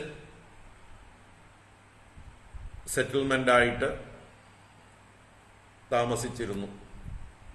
നമുക്ക് ഏതെങ്കിലും ആവശ്യങ്ങളുണ്ടെങ്കിൽ ആ വസ്തു എവിടെ കിട്ടുമെന്ന് കൃത്യമായിട്ട് അറിയാം. ഇന്നടത്താണുള്ളത്. കൊല്ലന്മാരുടെ സ്ഥലം, ആശാരിമാരുടെ സ്ഥലം, അതിനൊക്കെ ഓരോ പേരുകൾ ഓരോ ദേശത്ത് പേരിട്ടിട്ടുണ്ടാവും. അതുപോലെ കച്ചവടം നടത്തുന്നവരുടെ, കൃഷി നടത്തുന്നവരുടെ, പശുക്കളെ മേയ്ക്കുന്നവരുടെ ഒക്കെ സമൂഹം ഒന്നിച്ച് ജീവിച്ചിരുന്നു. അങ്ങനെ തത്തത് കുലകൃതാ ഭവേത്, അതാത് കുലത്തിൽ ഉള്ളതായിട്ടുള്ള തൊഴിലുകൾ അന്ന് കാലത്ത് അതാത് ആളുകള് വൃത്തിയായിട്ട് സ്വീകരിച്ചു. അതാണ് വൃത്തിഹി സങ്കരജാതീനാം തത്തത് കുലകൃതാ ഭവേത് അചൗരാണാം അപാപാനാം അന്ത്യജ അന്തേവസായിനാം. അവരെങ്ങനെ ആയിരിക്കണം? അവരുടെ ആ അതാത് കുലത്തൊഴിലെടുത്ത് ജീവിക്കുമ്പോഴും അചൗരന്മാര്, ചോരന്മാര്, ആ ചോര വൃത്തിയില്ലാത്തവരാണ് അചൗരന്മാര്. ചൗര്യം എന്ന് പറഞ്ഞാല് കളവാണ്. മറ്റുള്ളവരുടെ മുതലുകള് അപഹരിച്ചെടുക്കുക, കട്ടെടുക്കുക, അവരുടെ അറിവ് കൂടാതെ ഏതെങ്കിലും രീതിയിൽ അപഹരിച്ചെടുക്കുന്ന പ്രവൃത്തിയാണ് ചൗര്യം. ആ ചൗര്യത ഇല്ലാത്തവര് ആയിട്ട്, സത്യസന്ധരായിട്ട്, ചോരന്മാരല്ലാത്തവരായിട്ടും അപാപാന പാപകർമ്മങ്ങൾ ചെയ്യാത്തവരായിട്ടും അന്ത്യജ അന്തേവസായിന, അന്ത്യജന്മാർ, അന്തേവസായികൾ എന്ന് പറയപ്പെടുന്നതുമായിട്ടുള്ള, അന്ത്യജന്മാർ എന്നുള്ള ഏറ്റവും അവസാനം ജനിച്ചവർ എന്നുള്ള അർത്ഥമാണ് അന്ത്യജൻ. അന്ത്യത്തിൽ ജാതരായവർ അന്ത്യജന്മാർ. അന്തേവസായികൾ എന്ന് പറഞ്ഞാലും ഏറ്റവും എന്താ പറയുക, പ്രാകൃതമായിട്ടുള്ള രീതിയിൽ ജീവിക്കുന്നവർ എന്നൊക്കെ അർത്ഥത്തിലാണ്. അപ്പോ ഈ പറഞ്ഞ സംസ്കാരം ഇല്ലാത്തവർ, മുമ്പ് പറഞ്ഞ ബ്രാഹ്മണ, ക്ഷത്രിയ, വൈശ്യന്മാരൊക്കെ ദ്വിജന്മാരാണ്, സംസ്കാരം ഉള്ളവരാണ്. അതിൽ താഴെ ഉള്ളവരെയൊക്കെയാണ് അന്ത്യജന്മാര് എന്ന് പറയുന്നത്. വേദത്തിൽ പാദജന്മാര്, പാദത്തിൽ നിന്ന് ജനിച്ചവർ ശൂദ്രന്മാർ എന്ന് പറയുന്നില്ലേ? ഏത് പാദത്തിൽ നിന്ന്? വിരാട് പുരുഷന്റെ പാദത്തിൽ നിന്ന് ജനിച്ചവർ. പാദോസ് എന്താ? പദ്ഭ്യാം ശൂദ്രോ അജായത എന്ന് വിരാട് പുരുഷ സൂക്തം പറയും. പാദത്തിൽ നിന്ന് ശൂദ്രന്മാർ ജാതരായി. അപ്പൊ ആ ശൂദ്രന്മാരും അവരിൽ ഏറ്റവും പ്രാകൃതരായിരിക്കുന്നവരുമായിട്ടുള്ള ആൾക്കാരെയാണ് ഇവിടെ അന്ത്യജന്മാര്, അന്തേവസായികൾ എന്നൊക്കെ പറയുന്നത്. അപ്പൊ അവരും എങ്ങനെ ഇരിക്കണം? സത്യസന്ധരായിരിക്കണം. അതൊരു എല്ലാവർക്കും ബാധകമായിട്ടുള്ള കാര്യമാണ്. മനുഷ്യരായി ജനിച്ചവർക്കൊക്കെ അചൗരത്വം ഉണ്ടായിരിക്കണം, സത്യം എന്നുള്ളതായിട്ടുള്ള ഒരു മൂല്യം ഉണ്ടായിരിക്കണം. വലിയ ദുഷ്ടകർമ്മങ്ങൾ ചെയ്യാതെ, ക്രൂരകർമ്മങ്ങൾ ചെയ്യാതെ, മറ്റുള്ളവരെ അധികം ഉപദ്രവിക്കാതെ, ഹിംസിക്കാതെ, മനുഷ്യരെ ഉപദ്രവിക്കാതെ, മറ്റ് ജീവജാലങ്ങളെയും കഴിയുന്നത്ര ഉപദ്രവിക്കാതെ, അവരവരുടെ ജീവിതത്തിനനുസരിച്ച് ഭക്ഷണ രീതികളൊക്കെ വ്യത്യാസം ഉണ്ടാവും. മത്സ്യമാംസാദികളും മറ്റൊക്കെ ഭക്ഷിക്കുന്നതായിട്ടുള്ള ആളുകൾ അവരവരുടെ ഭക്ഷണ ആവശ്യത്തിന് വേണ്ടി മാത്രമാണ് ജന്തുക്കളെ ഹിംസിക്കുന്നത്. ഭക്ഷണാവശ്യത്തിന് വേണ്ടി മാത്രം, അല്ലാതെ വിനോദത്തിനായിക്കൊണ്ടോ അല്ലെങ്കിൽ പ്രതികാര ബുദ്ധിയോട് കൂടിയിട്ടോ ഏതെങ്കിലും തരത്തിൽ മറ്റു ജന്തുക്കളെ അവർ ഹിംസിക്കുന്നില്ല. അപ്പൊ അതുകൊണ്ട് അവര് അപാപാനാം എന്ന് പറഞ്ഞു, അങ്ങനെയുള്ള പാപികളല്ലാത്തവരും അന്തേവസായികളുമായിരിക്കുന്ന സങ്കരജാതികൾക്ക് തത്തത് കുലകൃതാ വൃത്തി ഭവേത്, അതാത് വൃത്തികൾ ഭവിക്കുന്നു എന്നാണ്. അപ്പൊ ഇവിടെ സങ്കര ജാതികൾ എന്ന് പറയുമ്പോൾ മറ്റൊരർത്ഥം കൂടിയുണ്ട്. പ്രതിലോമം ആയിട്ട് ജനിച്ചിരിക്കുന്നവർ, അനുലോമം പ്രതിലോമം എന്നിങ്ങനെ പണ്ടത്തെ ഒരു വ്യവസ്ഥയുണ്ട്. അനുലോമം എന്ന് പറഞ്ഞാല് ബ്രാഹ്മണർക്കൊരു ജ്യേഷ്ഠ സ്ഥാനം സങ്കല്പിച്ചിരിക്കുന്നു. ക്ഷത്രിയർ അവരുടെ അനുജന്മാരായും, വൈശ്യന്മാർ അവരുടെയും അനുജന്മാരായും, ശൂദ്രന്മാർ അവരുടെയും താഴെ അനുജന്മാരായിട്ടും ഒരു ചെറിയൊരു ജ്യേഷ്ഠാനുജ ഭാവം കൽപ്പിച്ചിരിക്കുന്നു. അപ്പോ ബ്രാഹ്മണ പുരുഷന്മാർ ബ്രാഹ്മണ സ്ത്രീകളെ വിവാഹം കഴിക്കാം. അങ്ങനെ ബ്രാഹ്മണ സ്ത്രീകളെ വിവാഹം കഴിക്കാൻ സാധിച്ചില്ലെങ്കിൽ, ഏതെങ്കിലും കാരണവശാൽ അങ്ങനെയുള്ള സ്ത്രീകളെ കിട്ടിയില്ലെങ്കിൽ ക്ഷത്രിയ സ്ത്രീകളെ വിവാഹം കഴിക്കാം. ആ ക്ഷത്രിയ സ്ത്രീകളെയും കിട്ടിയില്ലെങ്കിൽ വൈശ്യ സ്ത്രീകളെ വിവാഹം കഴിക്കാം. ഇങ്ങനെ അതിനാണ് അനുലോമം എന്ന് പറയുന്നത്. എന്നാൽ ബ്രാഹ്മണ സ്ത്രീകൾ ക്ഷത്രിയ പുരുഷന്മാരെയോ വൈശ്യ പുരുഷന്മാരെയോ ഒന്നും വിവാഹം കഴിക്കുന്നത് അത്ര അനുകൂലമായിട്ട് കണക്കാക്കിയിരുന്നില്ല. അതാണ് പ്രതികൂലം ആയിട്ടുള്ള വ്യവസ്ഥ. അതാണ് പ്രതിലോമം എന്ന് പറയുന്നത്. തിരിച്ച് സ്ത്രീകൾ മറ്റ് താഴെയുള്ള വർണ്ണങ്ങളെ വിവാഹം കഴിക്കുമ്പോൾ അത് പ്രതിലോമമായിട്ട് പറയും. മുകളിലുള്ള വർണ്ണങ്ങളെ വിവാഹം കഴിക്കുമ്പോൾ അനുലോമമായിട്ട് പറയും. അനുലോമം എന്ന് പറഞ്ഞാൽ അനുകൂലം, പ്രതിലോമം വിപരീതം. അപ്പൊ ഇങ്ങനെ പ്രതിലോമ വിവാഹങ്ങളിൽ ഉണ്ടാകുന്നതാണ് സങ്കരവർഗം എന്ന് പറയുന്നത്. അങ്ങനെ അത് അവരോരോരോ സമൂഹത്തിൽ ജീവിക്കുമ്പോൾ അതാത് കുലധർമ്മങ്ങളെ സ്വീകരിക്കുന്നു. അപ്പൊ ഈ ബ്രാഹ്മണ സ്ത്രീക്ക് ക്ഷത്രിയ പുരുഷനിൽ ഉണ്ടാകുന്ന ആളുകളെയാണ് സൂതന്മാരെന്നൊക്കെ വിളിച്ചിരുന്നത് പണ്ട്. നമ്മുടെ സൂത ഉവാച എന്ന് പറഞ്ഞിട്ടാണ് നമ്മൾ ഭാഗവതം ആരംഭിക്കുന്നത്, അല്ലേ? സൂത ശൗനക സംവാദമാണ്. അപ്പൊ അതിലുള്ള സൂതൻ എന്ന് പറഞ്ഞാല് പൗരാണികൻ, കഥ പറഞ്ഞു കൊടുക്കുന്നവൻ. അപ്പൊ ഈ സൂതൻ എങ്ങനെയുണ്ടായത് വെച്ചാല് സങ്കരമായിട്ടുണ്ടായതാണെന്നാണ് ഈ ഇത് പറയുന്നത്.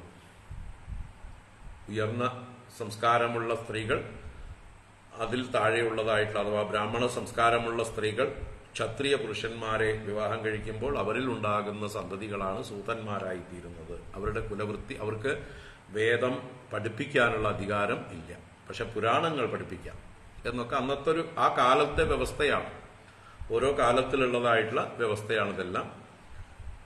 അപ്പോ ഇങ്ങനെ സങ്കരവർഗങ്ങൾ എന്ന് അന്ന് വിളിച്ചിരുന്നത്, പ്രതിലോമജന്മാര് എന്നൊക്കെ പറയുന്നത്.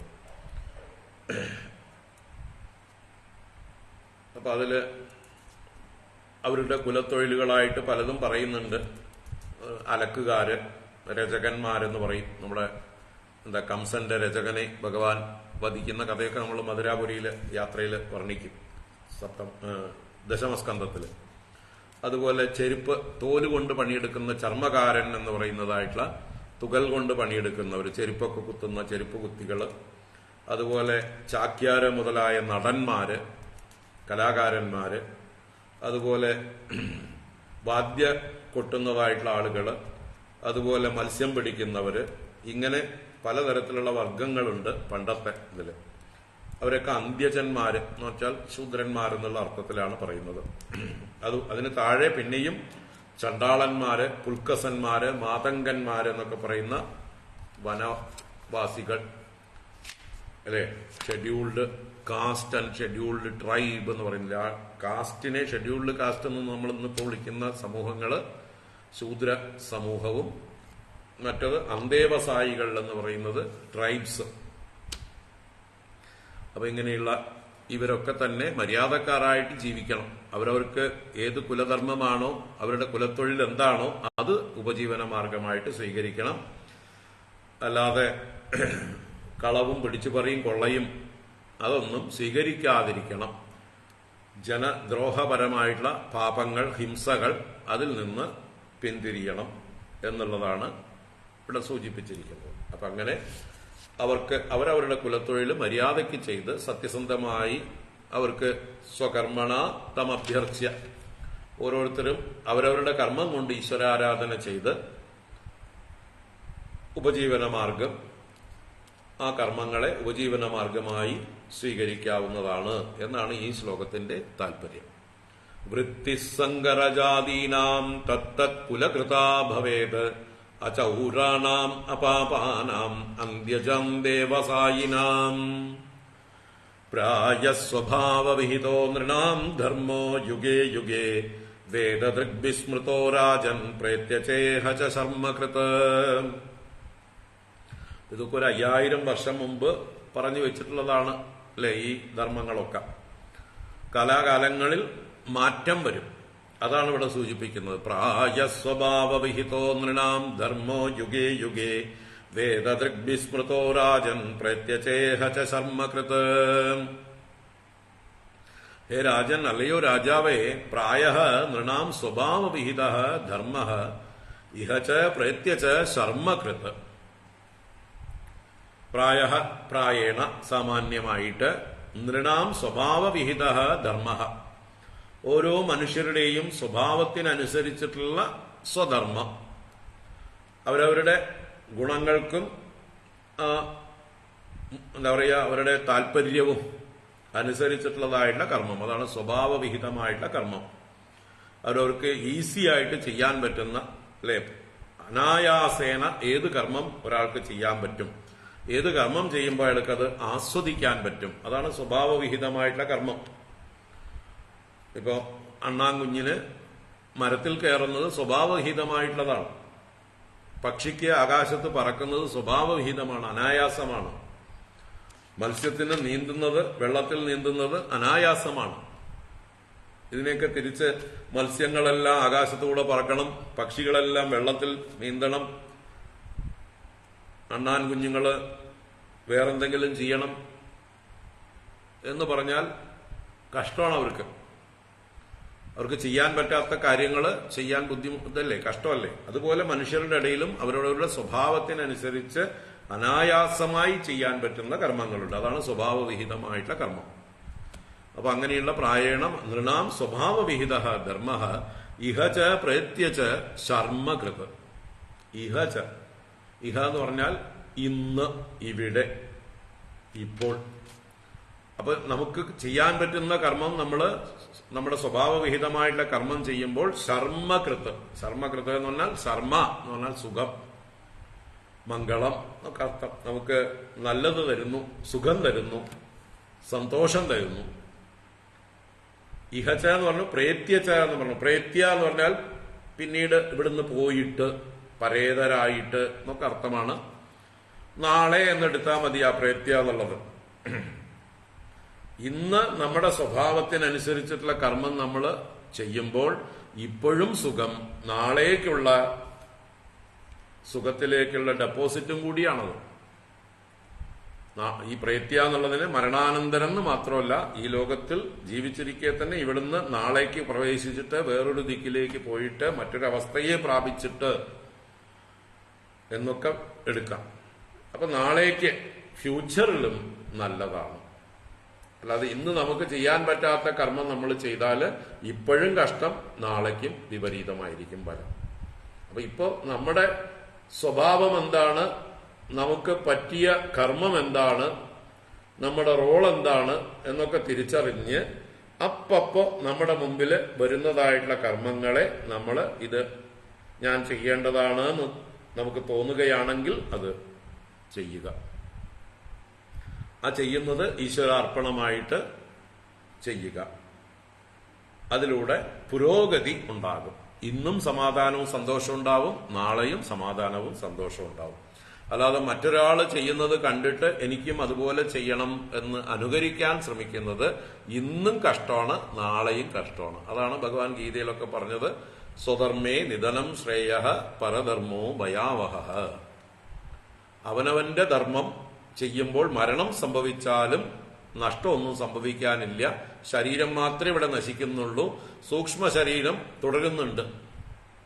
പുതിയൊരു വസ്ത്രം സ്വീകരിച്ചുകൊണ്ട്, അല്ലെ, പുതിയൊരു സ്ഥൂല ശരീരമാകുന്ന വസ്ത്രം സ്വീകരിച്ചുകൊണ്ട് സൂക്ഷ്മ ശരീരം തുടരുന്നുണ്ട്. അതുകൊണ്ട് ശ്രേയസ് തന്നെ ഉണ്ടാവുള്ളൂ, പുരോഗതി തന്നെ ഉണ്ടാവുള്ളൂ, മേലോട്ട് തന്നെ പോവുള്ളൂ.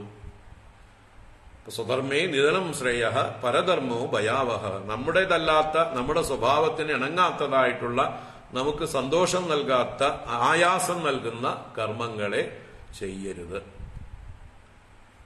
അങ്ങനെയുള്ളത് ഏറ്റെടുക്കരുത്. വയ്യാത്ത കാര്യങ്ങൾ ഏറ്റെടുക്കരുത്. പക്ഷെ ഏറ്റെടുക്കും. എന്തുകൊണ്ട്? കാമം കൊണ്ട്. മറ്റുള്ളവര് ഒരു കർമ്മം ചെയ്ത് അതിൽ നിന്ന് അവർക്ക് എന്തെങ്കിലും പ്രത്യേകമായിട്ടുള്ള ആനുകൂല്യം, ബെനിഫിറ്റ് കിട്ടുമ്പോൾ അത് കണ്ട് പ്രലോഭിതരായിട്ട് എനിക്കും അതേപോലെയുള്ള ബെനിഫിറ്റ് കിട്ടണം, അതിനുവേണ്ടി ഞാനും ആ പ്രയത്നം ചെയ്യാം എന്ന് ചിന്തിക്കുമ്പോൾ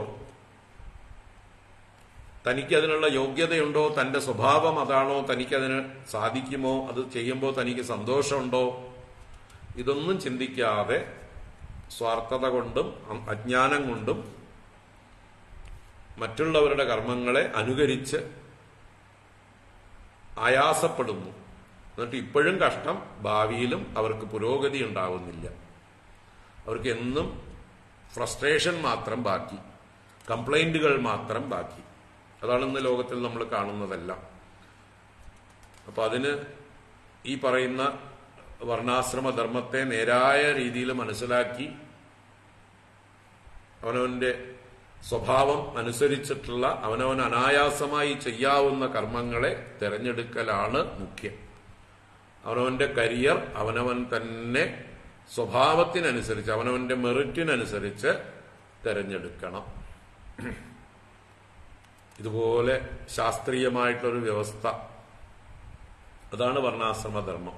വർണ്ണധർമ്മം എന്ന് പറയുന്നത് ഇത്രയും ശാസ്ത്രീയമാണ് എന്ന് പറയും. മനുഷ്യ മനസ്സിനെ ഉയർത്താൻ വേണ്ടി, മനുഷ്യന്റെ കഴിവുകളെ വളർത്താൻ വേണ്ടി, മനുഷ്യ ഹൃദയത്തെ ശുദ്ധീകരിക്കാൻ വേണ്ടി, അവന് എപ്പോഴും സന്തോഷം കിട്ടാൻ വേണ്ടിയുള്ള വ്യവസ്ഥയാണ് ഏറ്റവും ശ്രേഷ്ഠമായിട്ടുള്ള വർണ്ണ വ്യവസ്ഥ. അപ്പൊ ഇങ്ങനെ ഓരോരുത്തരും, അല്ലയോ രാജാവേ, പ്രായഃ നൃണാം സ്വഭാവവിഹിതഃ ധർമ്മഃ ഇഹച പ്രേത്യച ശർമ്മകൃത്.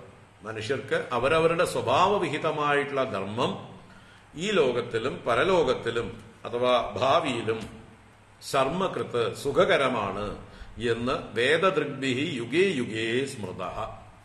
വേദദൃഗ്ഭിഹി, വേദദ്രഷ്ടാക്കളാൽ, ദൃഗ്ഭിഹി എന്ന് പറഞ്ഞാൽ വേദത്തിന്റെ ദർശനമുള്ളവർ, ആ വിഷൻ ഉള്ളവർ, വേദങ്ങളിൽ പറഞ്ഞിരിക്കുന്ന കാര്യങ്ങളുടെ തത്വം അറിയുന്നവർ, ആ ഉയർന്ന എന്താ പറയുക, ക്ലിയറായിട്ടുള്ള ദർശനമുള്ളവർ, ആർക്കാണോ ആ ഒരു ശരിയായ വിഷൻ ഉള്ളത്, അറിവുള്ളത്, അവരാൽ യുഗേ യുഗേ സ്മൃത, എല്ലാ കാലത്തും യുഗം തോറും സ്മരിക്കപ്പെട്ടിരിക്കുന്നു, പറയപ്പെട്ടിരിക്കുന്നു.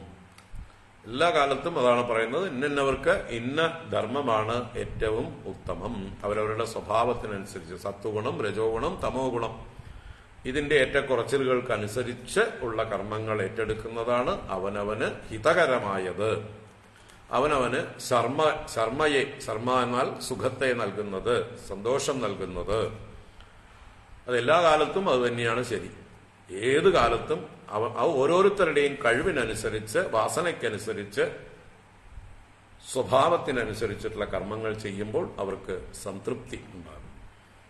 നല്ല കഴിവുള്ള ഒരാള് മോശമായിട്ടുള്ള കർമ്മത്തിലാണ് നിയോഗിക്കപ്പെട്ടത് എങ്കിൽ തന്റെ കഴിവുകളെ പ്രകടിപ്പിക്കാനുള്ള അവസരം കിട്ടിയില്ലെങ്കിൽ, തന്റെ അറിവും പരിചയവും ഭാവനയും ഒന്നും പ്രകടിപ്പിക്കാൻ പറ്റാതെ ശ്വാസം മുട്ടിക്കൊണ്ട് കഴിയും. അതുതന്നെയാണ് ഇന്നത്തെ സമൂഹത്തിൽ ഉണ്ടാവുന്ന പല സംഘർഷങ്ങൾക്കും കാരണം.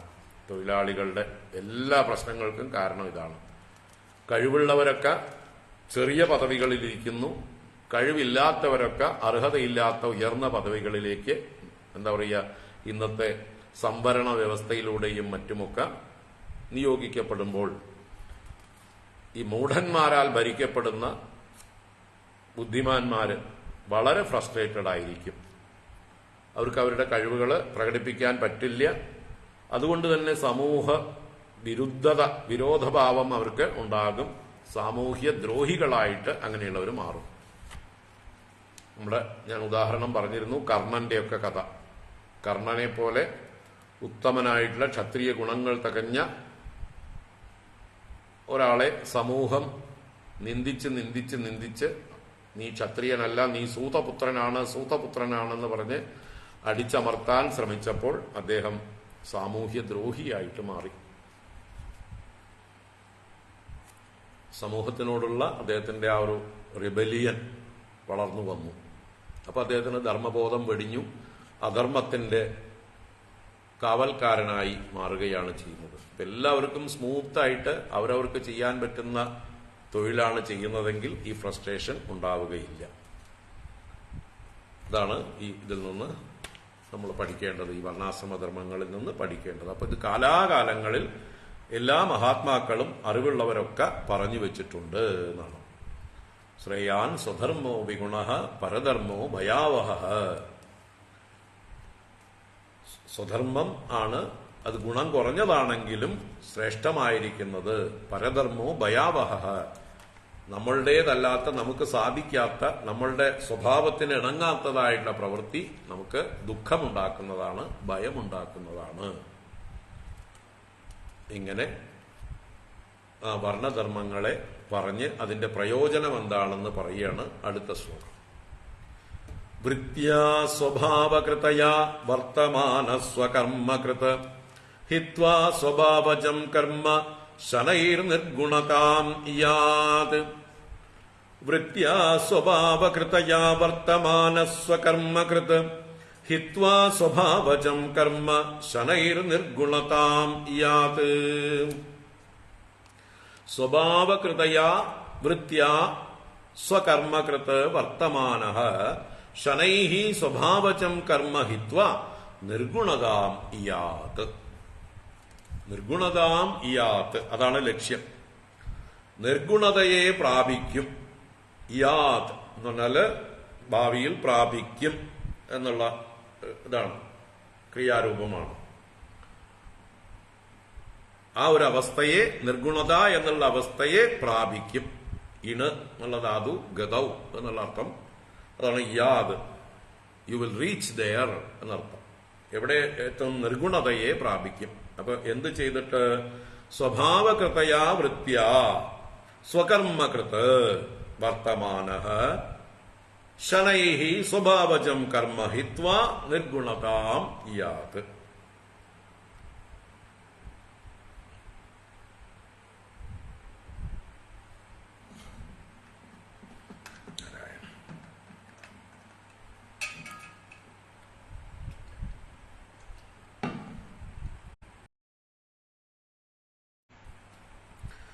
എന്താ സ്വഭാവകൃതയാ വൃത്യ? അവനവന്റെ സ്വഭാവത്തില് നിശ്ചയിക്കപ്പെട്ട, സ്വഭാവത്തിനനുസരിച്ച വൃത്തി കൊണ്ട്, ഉപജീവന മാർഗം കൊണ്ട് സ്വകർമ്മകൃത് വർത്തമാനഃ, സ്വകർമ്മത്തെ ചെയ്യുന്നവനായി വർത്തിക്കുന്നവൻ, സ്വന്തം ധർമ്മത്തിൽ ഉറച്ചു നിൽക്കുന്നവൻ ശനൈഹി പതുക്കെ പതുക്കെ സ്വഭാവജം കർമ്മഹിത്വ ഇപ്പോഴുള്ള സ്വഭാവത്തിൽ നിന്നുണ്ടാകുന്ന ആ കർമ്മത്തെ ഹിത്വ ഉപേക്ഷിച്ചിട്ട് നിർഗുണതാമിയാത് നിർഗുണതയെ പ്രാപിക്കും. അപ്പൊ എല്ലാവരും പെർമനന്റ് ആയിട്ട് ഒരേ സ്വഭാവമല്ല. അവനവന്റെ ഇപ്പോഴുള്ള സ്വഭാവത്തിനനുസരിച്ചിട്ടുള്ള കർമ്മങ്ങൾ ഉപജീവന മാർഗം സ്വീകരിച്ച് അത് അനുഷ്ഠിച്ച് അതിൽ നിന്ന് അവൻ കൂടുതൽ വളർച്ചയെ പ്രാപിക്കും. അവന്റെ ഗുണത്തിന് മാറ്റമുണ്ടാകും.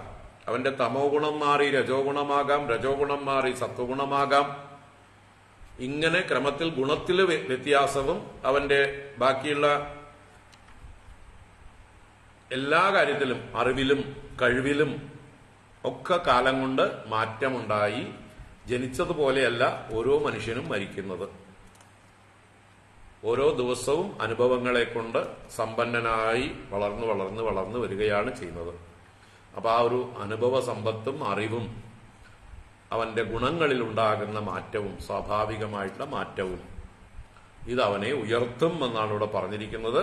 അങ്ങനെ നിർഗുണമായിരിക്കുന്ന ഒരവസ്ഥയെ അവൻ പ്രാപിക്കും. അപ്പോ അവനവന്റെ സ്വഭാവം എന്താണെന്ന് അറിഞ്ഞ് അതാത് കർമ്മങ്ങൾ ചെയ്യുന്നതിലൂടെ അവന് തീർച്ചയായിട്ടും ശ്രേയസ്സാണ് ഉണ്ടാകുന്നത്, മേൽഗതിയാണ് ഉണ്ടാകുന്നത്, അഭിവൃദ്ധിയാണ് ഉണ്ടാകുന്നത്. അവൻ നിർഗുണഭാവത്തെ പ്രാപിക്കുന്നു.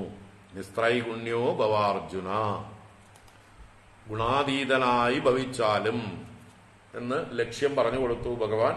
അതിന് നിത്യസത്വസ്ഥോ ഭവ, സത്വഗുണത്തെ വർദ്ധിപ്പിക്കാനായിട്ട് പരിശ്രമിക്കൂ. എന്നിട്ട് സത്വഗുണത്തെയും ഉപേക്ഷിച്ച് അതിനുപരിയായ നിർഗുണഭാവത്തെ പ്രാപിക്കും. അപ്പൊ ഇപ്പോ അർജുനൻ രജോ ഗുണമായിരുന്നു. ആ രജോഗുണത്തിൽ നിന്ന് സത്വഗുണത്തെ വർദ്ധിപ്പിക്കാൻ പറഞ്ഞു. അപ്പൊ അതുപോലെ നമ്മൾ ഓരോരുത്തരും നമ്മുടെ ഗുണം എന്താണെന്ന് അറിഞ്ഞ്, നമ്മുടെ സ്വഭാവം എന്താണെന്ന് അറിഞ്ഞ് അവരവർക്ക് അനായാസമായി ചെയ്യാൻ കഴിയുന്ന തൊഴിലുകൾ ചെയ്ത് ഉപജീവന മാർഗം അത് ഈശ്വര ആരാധനയാക്കി മാറ്റി അതിലൂടെ ഉയർന്ന് നിർഗുണതയെ പ്രാപിക്കും എന്നിവിടെ ഉറപ്പു പറയുകയാണ് നമ്മുടെ ശാസ്ത്രങ്ങൾ. അപ്പൊ അങ്ങനെ നിരന്തരം നമ്മുടെ പ്രയത്നം കൊണ്ട് നമുക്ക് മനുഷ്യത്വം അല്ല അതിനപ്പുറത്തുള്ളതായിട്ടുള്ള ദേവഭാവങ്ങളോ ബ്രഹ്മാവിന്റെ പദവിയോ വരെയൊക്കെ എത്തിച്ചേരാം. നമ്മുടെ പ്രയത്നം, നമ്മുടെ അറിവ്, നമ്മുടെ വികാസം എല്ലാം കൊണ്ടും വിരിഞ്ച പദവിയെ വരെ പ്രാപിക്കാമെന്ന് നമ്മുടെ ശാസ്ത്രങ്ങൾ പറഞ്ഞിട്ടുണ്ട്. ഒരു ബ്രഹ്മാവിനോളം വളർന്ന് പിന്നീട് ബ്രഹ്മാവിനും അപ്പുറത്തുള്ള ഭഗവാനിലേക്ക് വളരാനുള്ള ഒരു വഴിയാണിതെല്ലാം. ഇതാണ് അതിന്റെ വർണ്ണാശ്രമധർമ്മങ്ങൾ അനുഷ്ഠിക്കുന്നതിന്റെ തത്വം, പ്രയോജനം. വൃത്യാ സ്വഭാവകൃതയാ വർത്തമാനസ്വകർമ്മകൃത് ഹിത്വാ സ്വഭാവജം കർമ്മ ശനൈർനിർഗുണതാം ഇയാത്. അതിനൊരു ദൃഷ്ടാന്തം പറയണം, ഉദാഹരണം പറയണം അടുത്ത ശ്ലോകം. ഉപ്യമാനം മുഹുക്ഷേത്രം സ്വയം നിർവീര്യതാം ഇയാത് ന കൽപ്പതേ പുനഃസ്മൃത് സൂത്യാ ഉപ്തം ബീജം ച നശ്യതി. ഉപ്യമാനം മുഹുക്ഷേത്രം സ്വയം നിർവീര്യതാം ഇയാത് ന കൽപ്പതേ പുനഃസൂത്യാ ഉപ്തം ബീജം ച നശ്യതി. നല്ലൊരു ദൃഷ്ടാന്തം പറയണ. ഉപ്യമാനം മുഹുക്ഷേത്രം സ്വയം നിർവീര്യതാമിയാത്. ഉപ്യമാനം എന്ന് പറഞ്ഞാല് വതയ്ക്കപ്പെടുന്നത് എന്നാണ്. എന്ത്? ക്ഷേത്രം. ക്ഷേത്രം എന്ന് പറഞ്ഞാൽ കൃഷിസ്ഥലം.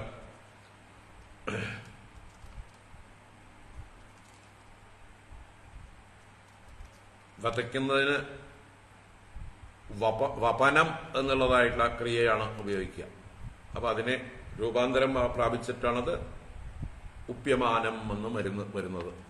അപ്പൊ വതയ്ക്കപ്പെടുന്നത് എങ്ങനെ? മുഹുഹു ഉപ്യമാനം. മുഹുഹു എന്ന് പറഞ്ഞാൽ വീണ്ടും വീണ്ടും ആവർത്തിച്ച് ഒരേ കൃഷി തന്നെ ഒരേ ഭൂമിയിൽ ചെയ്തോണ്ടേയിരുന്നാൽ എന്നർത്ഥം. അതാണ് മുഹുഹു ഉപ്യമാനം ക്ഷേത്രം സ്വയം നിർവീര്യതാം ഇയാത്. അത് സ്വയം നിർവീര്യതയെ പ്രാപിക്കും. അതിന്റെ ഫെർട്ടിലിറ്റി മുഴുവൻ നഷ്ടപ്പെട്ട് പിന്നെ വിതച്ചാൽ കുറെ കഴിയുമ്പോൾ മുളയ്ക്കണോ മുളയ്ക്കണ്ടയോ എന്ന് ചിന്തിച്ചുകൊണ്ടായിരിക്കും ആ വിത്തെല്ലാം പതുക്കെ മുളച്ചാലും ഉടനെ തന്നെ അത് നശിച്ചു പോവുകയും ചെയ്യും. വളർന്നു വരികയോ അതിന്റെ വേണ്ടത്ര ഫലം നൽകാനുള്ള കഴിവോ അവയ്ക്ക് ഉണ്ടാവില്ല. അല്ലെ? എങ്ങനെയാണോ ഏത് ജന്തുക്കളുടെ ഇടയിലും ഉണ്ടല്ലോ അത്. മനുഷ്യരാണെങ്കിലും ഒരു അവസ്ഥ കഴിഞ്ഞാൽ പിന്നെ വന്ധ്യതയിലേക്ക് പോകും. പ്രസവിക്കാൻ കഴിവില്ലാത്ത ഒരവസ്ഥ പുരുഷന്മാർക്കുമുണ്ട്, പ്രജനന ശേഷി നഷ്ടപ്പെടുക. സ്ത്രീകൾക്കുമുണ്ട്, പ്രസവിക്കാൻ കഴിവില്ലാതാവുക. മറ്റ് ഏത് ജന്തുക്കളുടെ ഇടയിലും ഉണ്ട്. പശുക്കളൊക്കെ എന്ന് പറഞ്ഞു കഴിഞ്ഞാൽ നമ്മൾ വളർത്തുന്ന പശുക്കൾ അറിയാലോ, പരമാവധി ആദ്യത്തെ പ്രസവത്തിന് നല്ല ആരോഗ്യം ഉണ്ടാവും പശുക്കൾക്ക്. രണ്ടാമത്തെ പ്രസവമാകുമ്പോൾ കുറച്ചുകൂടി ചിലപ്പോൾ ഒരു നല്ല പോഷണം ഉണ്ടാവും, കുറച്ച് കൂടുതൽ പാല് കിട്ടും.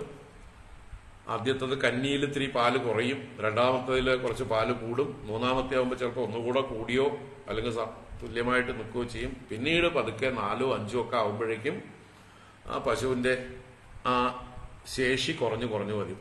പാല് ഉൽപ്പാദിപ്പിക്കാനുള്ള ശേഷിയും പ്രജനന സാമർഥ്യവും കുറഞ്ഞു വരും. പിന്നീട് ഉണ്ടാവുന്ന സന്തതികൾക്ക് ആരോഗ്യവും കുറയും.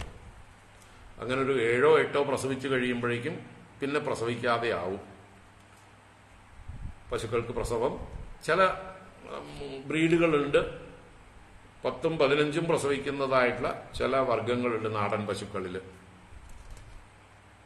പക്ഷെ എന്തായാലും കാലം കൊണ്ട് അതിന് ക്ഷയമുണ്ടാകും. അപ്പൊ അതുപോലെ തന്നെയാണ് ഭൂമിയിൽ ഒരേ കൃഷി തുടർച്ചയായിട്ട് ചെയ്തു കഴിഞ്ഞാൽ അതിന്റെ വീര്യം നഷ്ടപ്പെടും, അതിന്റെ എന്താ പറയുക വളക്കൂറ് നഷ്ടപ്പെടും. അതാണ് ഇവിടെ നിർവീര്യതാം ഇയാത്, നിർവീര്യതയെ പ്രാപിക്കും. അതുകൊണ്ട് പിന്നെ ന കൽപ്പത്തെ പുനഃ സൂത്യൈ എന്നാണ്. ആ സൂത്യൈ എന്നുള്ളത് സൂത്യാന്ന് ഉക്തം എന്നുള്ള ഉകാരം വന്നതുകൊണ്ട് മാറുകയാണ്. അപ്പൊ സൂത്യൈ എന്ന് പറഞ്ഞാൽ പ്രസൂത്യൈ, പിന്നീട് പ്രസവിക്കുക എന്ന് പറഞ്ഞാൽ വിത്തുകളെ എന്താ പറയുക വൃക്ഷങ്ങളാക്കി വളർത്താൻ പുനഃ ന കൽപ്പത്തെ ശക്തിയില്ലാതെയാവും. ഉക്തം ബീജം ച നശ്യതി, വിതച്ച വിത്തും നഷ്ടപ്പെട്ടു പോകും. അപ്പൊ അങ്ങനെയുള്ള മരുഭൂമി പോലെ ആയിക്കഴിഞ്ഞ ഭൂമിയില് അതിന്റെ വളക്കൂറൊക്കെ നഷ്ടപ്പെട്ടു കഴിഞ്ഞതായിട്ടുള്ള ഭൂമിയില് വിതച്ച വിത്ത് പാഴായി പോകും, നശിച്ചു പോകും. അത് പിന്നെ ഒരിക്കലും മുളയ്ക്കൽ ഉണ്ടാവില്ല.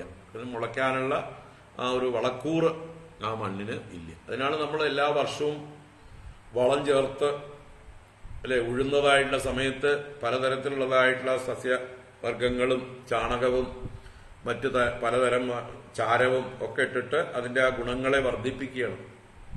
അമ്ലഗുണം, ക്ഷാരഗുണം ഇതൊക്കെ മണ്ണിന് ഏതൊക്കെ രീതിയിൽ കൂട്ടണോ അത് കൂട്ടാൻ വേണ്ടിയുള്ളതായിട്ടുള്ള വളങ്ങളൊക്കെ ചേർത്ത് അതിനെ പോഷിപ്പിച്ചുകൊണ്ടേയിരിക്കണം. അതല്ലെങ്കിൽ വളമൊന്നും ചേർക്കാതെ നമ്മൾ കൃഷി ചെയ്തുകൊണ്ടേ ഇരുന്നാൽ അതിന്റെ വിളവ് കുറഞ്ഞു വരികയും അവസാനം ഒന്നും വിളയാതെ ആവുകയും ചെയ്യും. അതുപോലെ ചില കൃഷി സ്ഥലങ്ങൾ പരിഷ്കരിച്ച് പുതിയ കൃഷി അവിടെ ഇറക്കും, കുറച്ചു കാലം മറ്റൊരു കൃഷി ചെയ്യും, മാറ്റി കൃഷി ചെയ്യുമ്പോൾ അതിന് വ്യത്യാസം വരും. ഒരേ കൃഷി തന്നെ തുടർന്നുകൊണ്ടിരുന്നാൽ അത് നഷ്ടമായിട്ട് പോകും. അതൊക്കെ കൃഷിക്കാർക്ക് അറിയാം. അപ്പൊ അതുപോലെയാണ് മനുഷ്യന്റെ കർമ്മങ്ങള്, അവന്റെ സ്വഭാവം, ഇതെല്ലാം ആവർത്തിച്ച് ചെയ്യുമ്പോൾ അവന് മടുപ്പ് വരും. എല്ലാവരുടെ സ്വഭാവത്തിലുള്ളതാണത്. അതാണ് നിർവേദമായാത് എന്ന് പറയുന്നത്.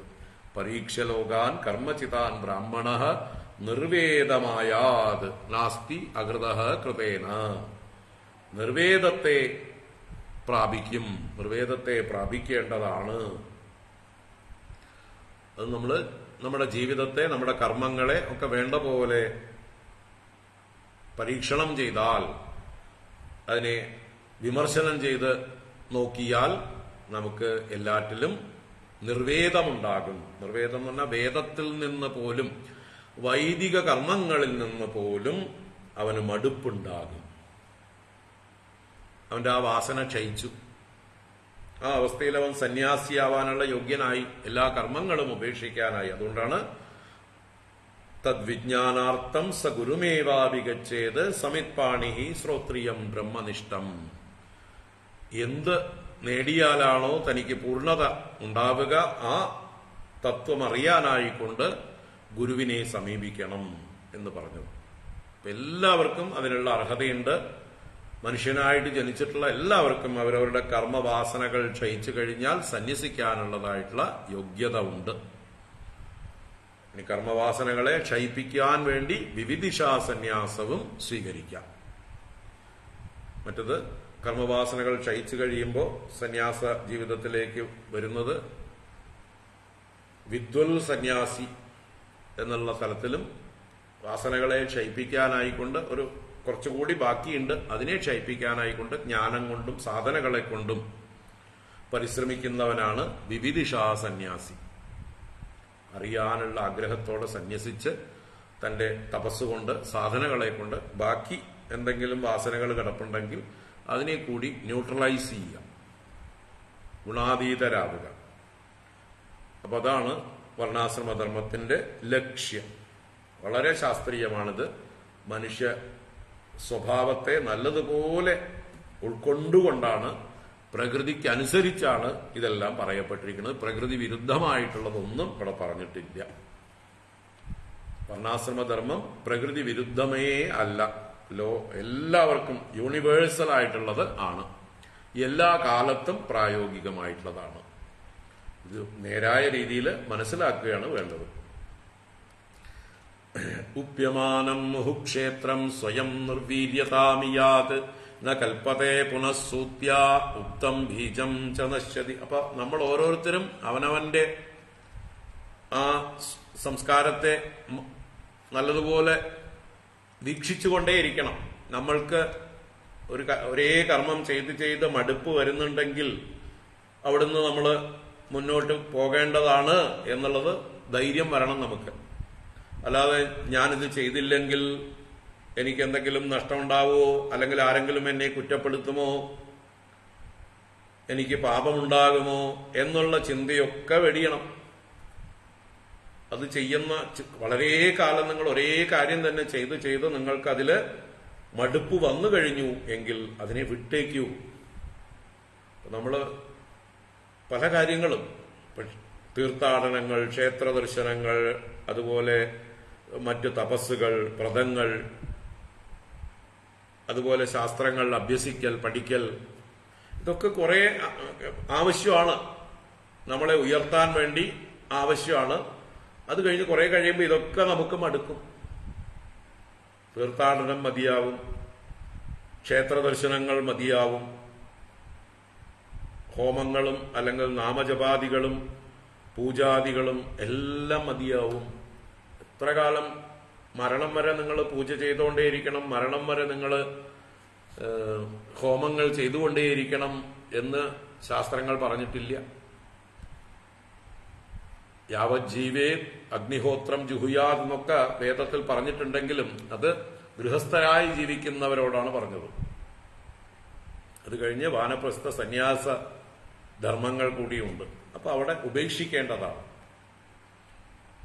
ഏതേത് കാര്യങ്ങളിൽ നമുക്ക് വളരെ കാലം അനുഷ്ഠിച്ചു കഴിഞ്ഞ് ഇനി ഇത് ആവശ്യമില്ല എന്ന് തോന്നുന്നുണ്ടോ അത് നമ്മളിൽ നിന്ന് കൊഴിഞ്ഞു പൊക്കോട്ടെ. കൊഴിഞ്ഞു പോകും അല്ലേ? ഒരു എന്താ പറയുക, ഫലം പാകമായി കഴിയുമ്പോൾ വൃക്ഷത്തിൽ നിന്ന് അത് വീഴുന്നത് പോലെ. ഉർവാരുകമിവ ബന്ധനാത് മൃത്യോർ മുക്ഷീയമാമൃതാത്. ഉർവാരുകം,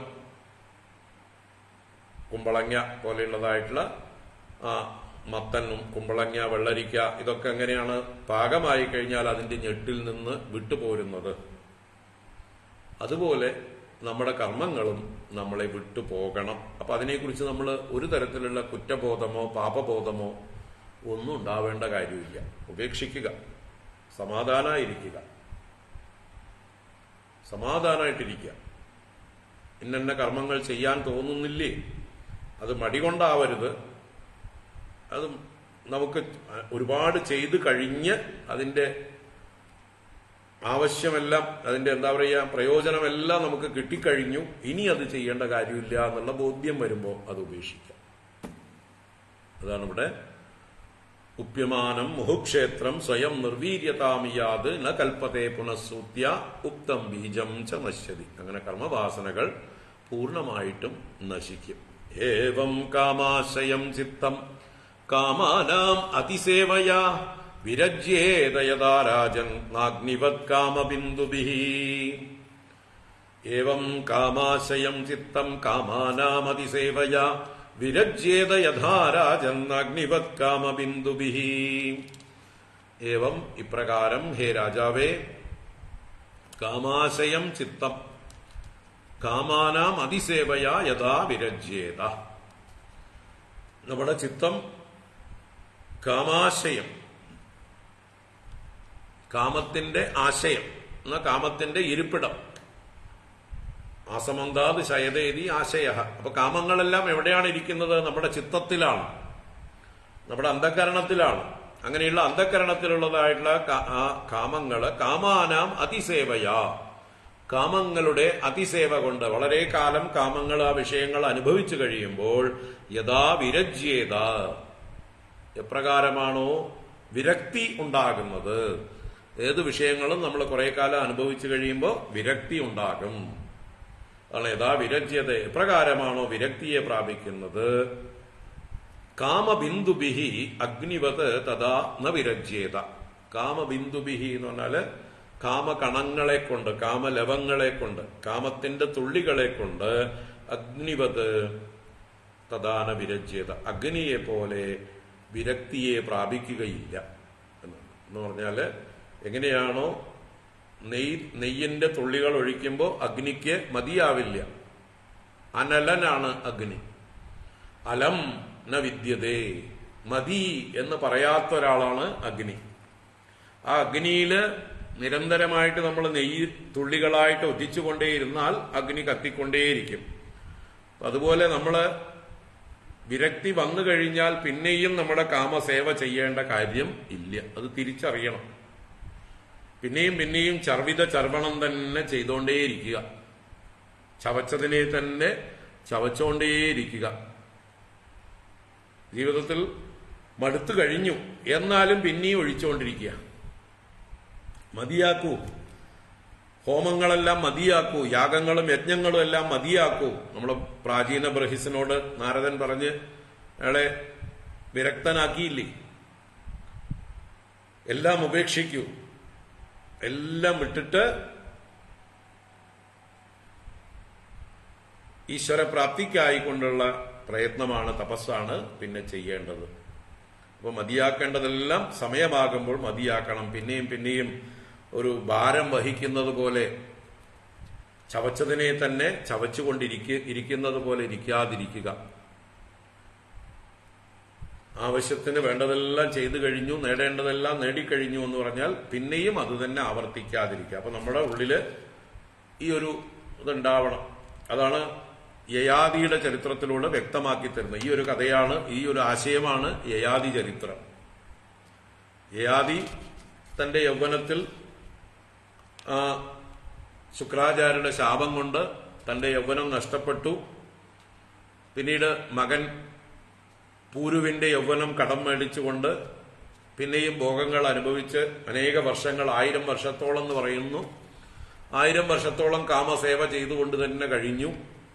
കുറെ കഴിഞ്ഞപ്പോഴാണ് അദ്ദേഹത്തിന് വിവേകമുണ്ടായത്. അദ്ദേഹം തിരിഞ്ഞു നോക്കിയപ്പോൾ താൻ എന്താ ഈ ചെയ്തുകൊണ്ടിരിക്കുന്നത്, എത്ര വർഷങ്ങളായി താൻ ഇതേ കാമലവം തന്നെ സേവിച്ചുകൊണ്ടിരിക്കുന്നത്, ഈ ചർവിത ചർവണം തന്നെ അനുഭവിച്ചുകൊണ്ടിരിക്കുന്നത്. ഇതിങ്ങനെ അനുഭവിച്ചുകൊണ്ടേയിരുന്നാൽ ഒരിക്കലും നമുക്ക് അതിൽ നിന്ന് കരകയറാൻ പറ്റില്ല എന്ന് മനസ്സിലാക്കി അദ്ദേഹം വിവേകത്തോടെ തന്റെ ഭാര്യയോടും മക്കളോടും ഒക്കെ വിളിച്ചു പറഞ്ഞതായിട്ടുള്ള ഒരു മഹാമന്ത്രമാണ് നജാതു കാമാൻ കാമാന നജാതു കാമാഹ കാമാനാം ഉപഭോഗേന ശാമ്യതേ ഹവിഷാ കൃഷ്ണവർമ്മേവ ഭൂയയേവ വിവർദ്ധതേ. നമ്മുടെ ആഗ്രഹങ്ങള് അതിന്റെ നിരന്തരമായ പൂർത്തീകരണം കൊണ്ട് ഒരിക്കലും ശമിക്കാൻ പോകുന്നില്ല. അത് വീണ്ടും വീണ്ടും വർദ്ധിച്ചു വരും. ഹവിസ്സുകൊണ്ട് എങ്ങനെയാണോ അഗ്നി വളരുന്നത് അതുപോലെ. അപ്പോ ഈ അഗ്നി എന്നും വളർത്തിക്കൊണ്ടിരിക്കലല്ല നമ്മുടെ ജീവിതത്തിന്റെ ലക്ഷ്യം.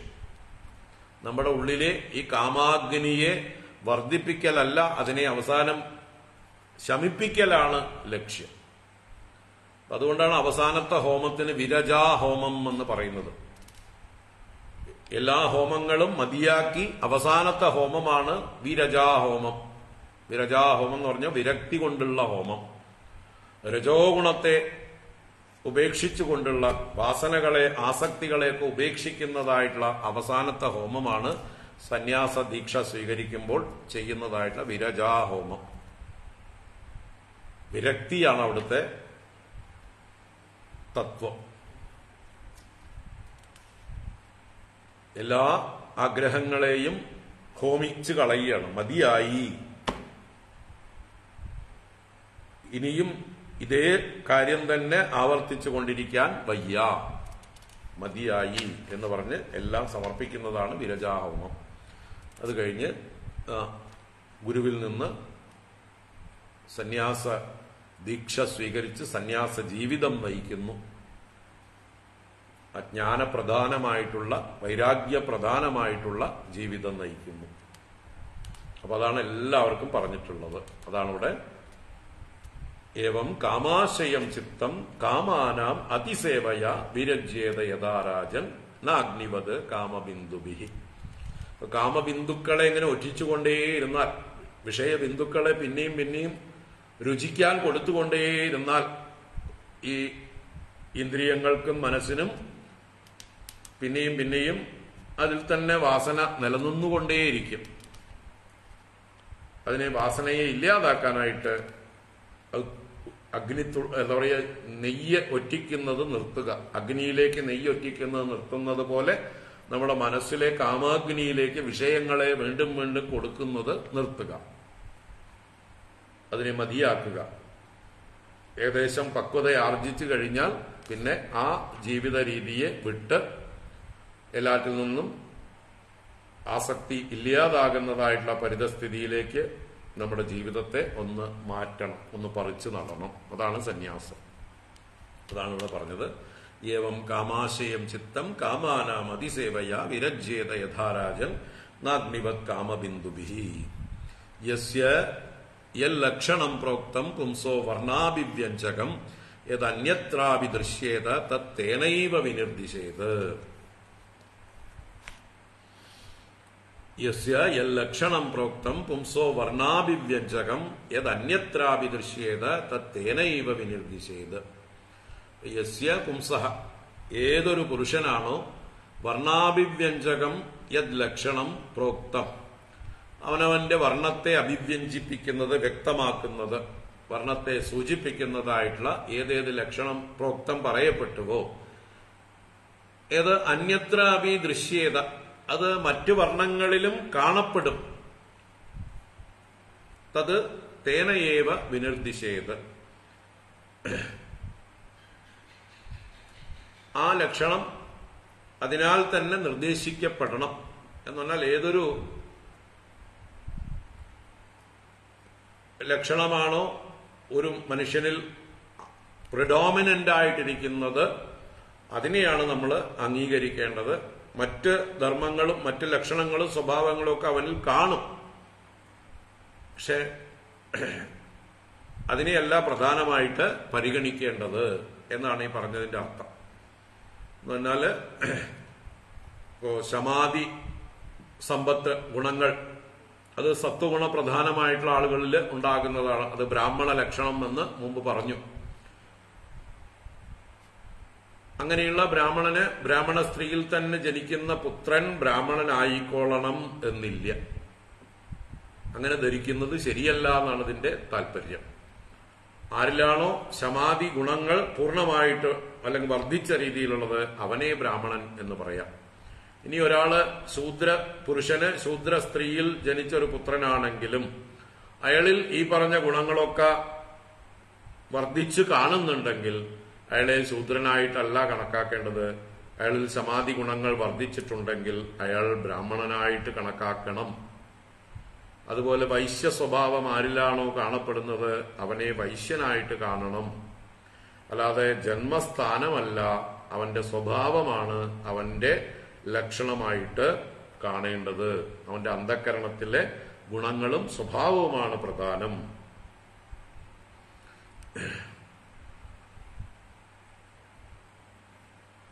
ഇതാണ് ഇതിന്റെ തത്വം. വിരാട് പുരുഷന്റെ അല്ലെങ്കിൽ ഭഗവാൻ മഹാവിഷ്ണുവിന്റെ നാഭിയിൽ നിന്നാണ് ബ്രഹ്മദേവൻ ഉണ്ടായത്, തലയിൽ നിന്നല്ല. അപ്പൊ നാഭിയിൽ നിന്നുണ്ടാകുന്ന ആള് ബ്രാഹ്മണനല്ല എന്ന് പറയേണ്ടി വരും. ബ്രഹ്മദേവന്റെ മനസ്സിൽ നിന്നുണ്ടായ സനകാദികൾ ബ്രാഹ്മണനല്ല എന്ന് പറയേണ്ടി വരും. മറ്റ് ശരീരാവയവങ്ങളിൽ നിന്നുണ്ടായിട്ടുള്ള ആളുകളൊക്കെ ഉണ്ട്. നാരദനും ദക്ഷനും ഒക്കെ ബ്രഹ്മാവിന്റെ ശരീരത്തിന്റെ പല അവയവങ്ങളിൽ നിന്നുണ്ടായവരാണ്. അവരൊക്കെ ബ്രാഹ്മണരല്ല എന്ന് പറയേണ്ടി വരും. ചിന്തിക്കുക. അപ്പോൾ ഈ പറഞ്ഞ ഏത് ലക്ഷണമാണോ അവന്റെ വർണ്ണത്തെ സൂചിപ്പിക്കുന്നതായിട്ടൊരാൾക്കുള്ളത്, ആ ലക്ഷണം കൊണ്ട് അവനെ നിർദ്ദേശിക്കേണ്ടതാണ്, അവനെ വ്യാഖ്യാനിക്കേണ്ടതാണ്. അവൻ ഇന്നവനാണ്, അവൻ ബ്രാഹ്മണനാണ്, ക്ഷത്രിയനാണ് എന്ന് വർണ്ണിക്കേണ്ടതാണ്. ഇവിടെ മഹാഭാരതത്തിലെ ഒരു ഭാഗം ഭീഷ്മർ യുധിഷ്ഠിരന് വർണ്ണാശ്രമധർമ്മം ഉപദേശിച്ചു കൊടുക്കുന്ന ഭാഗത്തു നിന്നുള്ള ഒരു കോട്ടിംഗ് പറയാം. സർവേ വൈയോനിജാമർത്യാഃ സർവേ മൂത്രപുരീഷിണഃ ഏകേന്ദ്രിയേന്ദ്രിയാർത്താശ്ച തസ്മാത് ശീലഗുണൈർദ്വിജാഃ ശൂദ്രോപി ശീലസമ്പന്നോ ഗുണവാൻ ബ്രാഹ്മണോ ഭവേത് ബ്രാഹ്മണോപി ക്രിയാഹീനഃ ശൂദ്രാത് പ്രത്യവരോ ഭവേത് പഞ്ചേന്ദ്രിയാർണവം ഘോരം യദി ശൂദ്രോപി തീർണവാൻ തസ്മൈ ദാനം പ്രദാതവ്യം അപ്രമേയം യുധിഷ്ഠിര. യുധിഷ്ഠിര എന്ന യുധിഷ്ഠിരനെ വിളിച്ചുകൊണ്ട് മഹാഭാരതത്തിൽ ഭീഷ്മർ ഉപദേശിക്കുന്നതാണ്. സർവേ വൈ യോനിജാമർത്യാഃ, എല്ലാവരും യോനിയിൽ നിന്ന് ജനിക്കുന്നവരാണ്. എല്ലാവരും ഒരേ രീതിയിലാണ് ഗർഭം ധരിക്കുന്നതും ഒരേ രീതിയിലാണ് പ്രസവിക്കുന്നതും. അപ്പൊ മർത്യന്മാരെല്ലാവരും ഒരുപോലെ ജനിച്ചവരാണ്, അതിലൊന്നും വ്യത്യാസമില്ല. ആശുപത്രിയില് അല്ലെ വലിയ മെറ്റേണിറ്റി ഹോസ്പിറ്റലിലൊക്കെ പോയി കഴിഞ്ഞാൽ അനേക സ്ത്രീകള് ഒരേ സമയത്ത് അനേക ലാബുകളിൽ പ്രസവിച്ചു എന്ന് വരാം. ഒരു ദിവസം തന്നെ 30, 40, 50 പ്രസവം അവിടെ നടക്കും. ആ കുട്ടികളെയൊക്കെ എങ്ങനെയാ തിരിച്ചറിയുക? എല്ലാം ഒരുപോലെ ഉണ്ടാവും.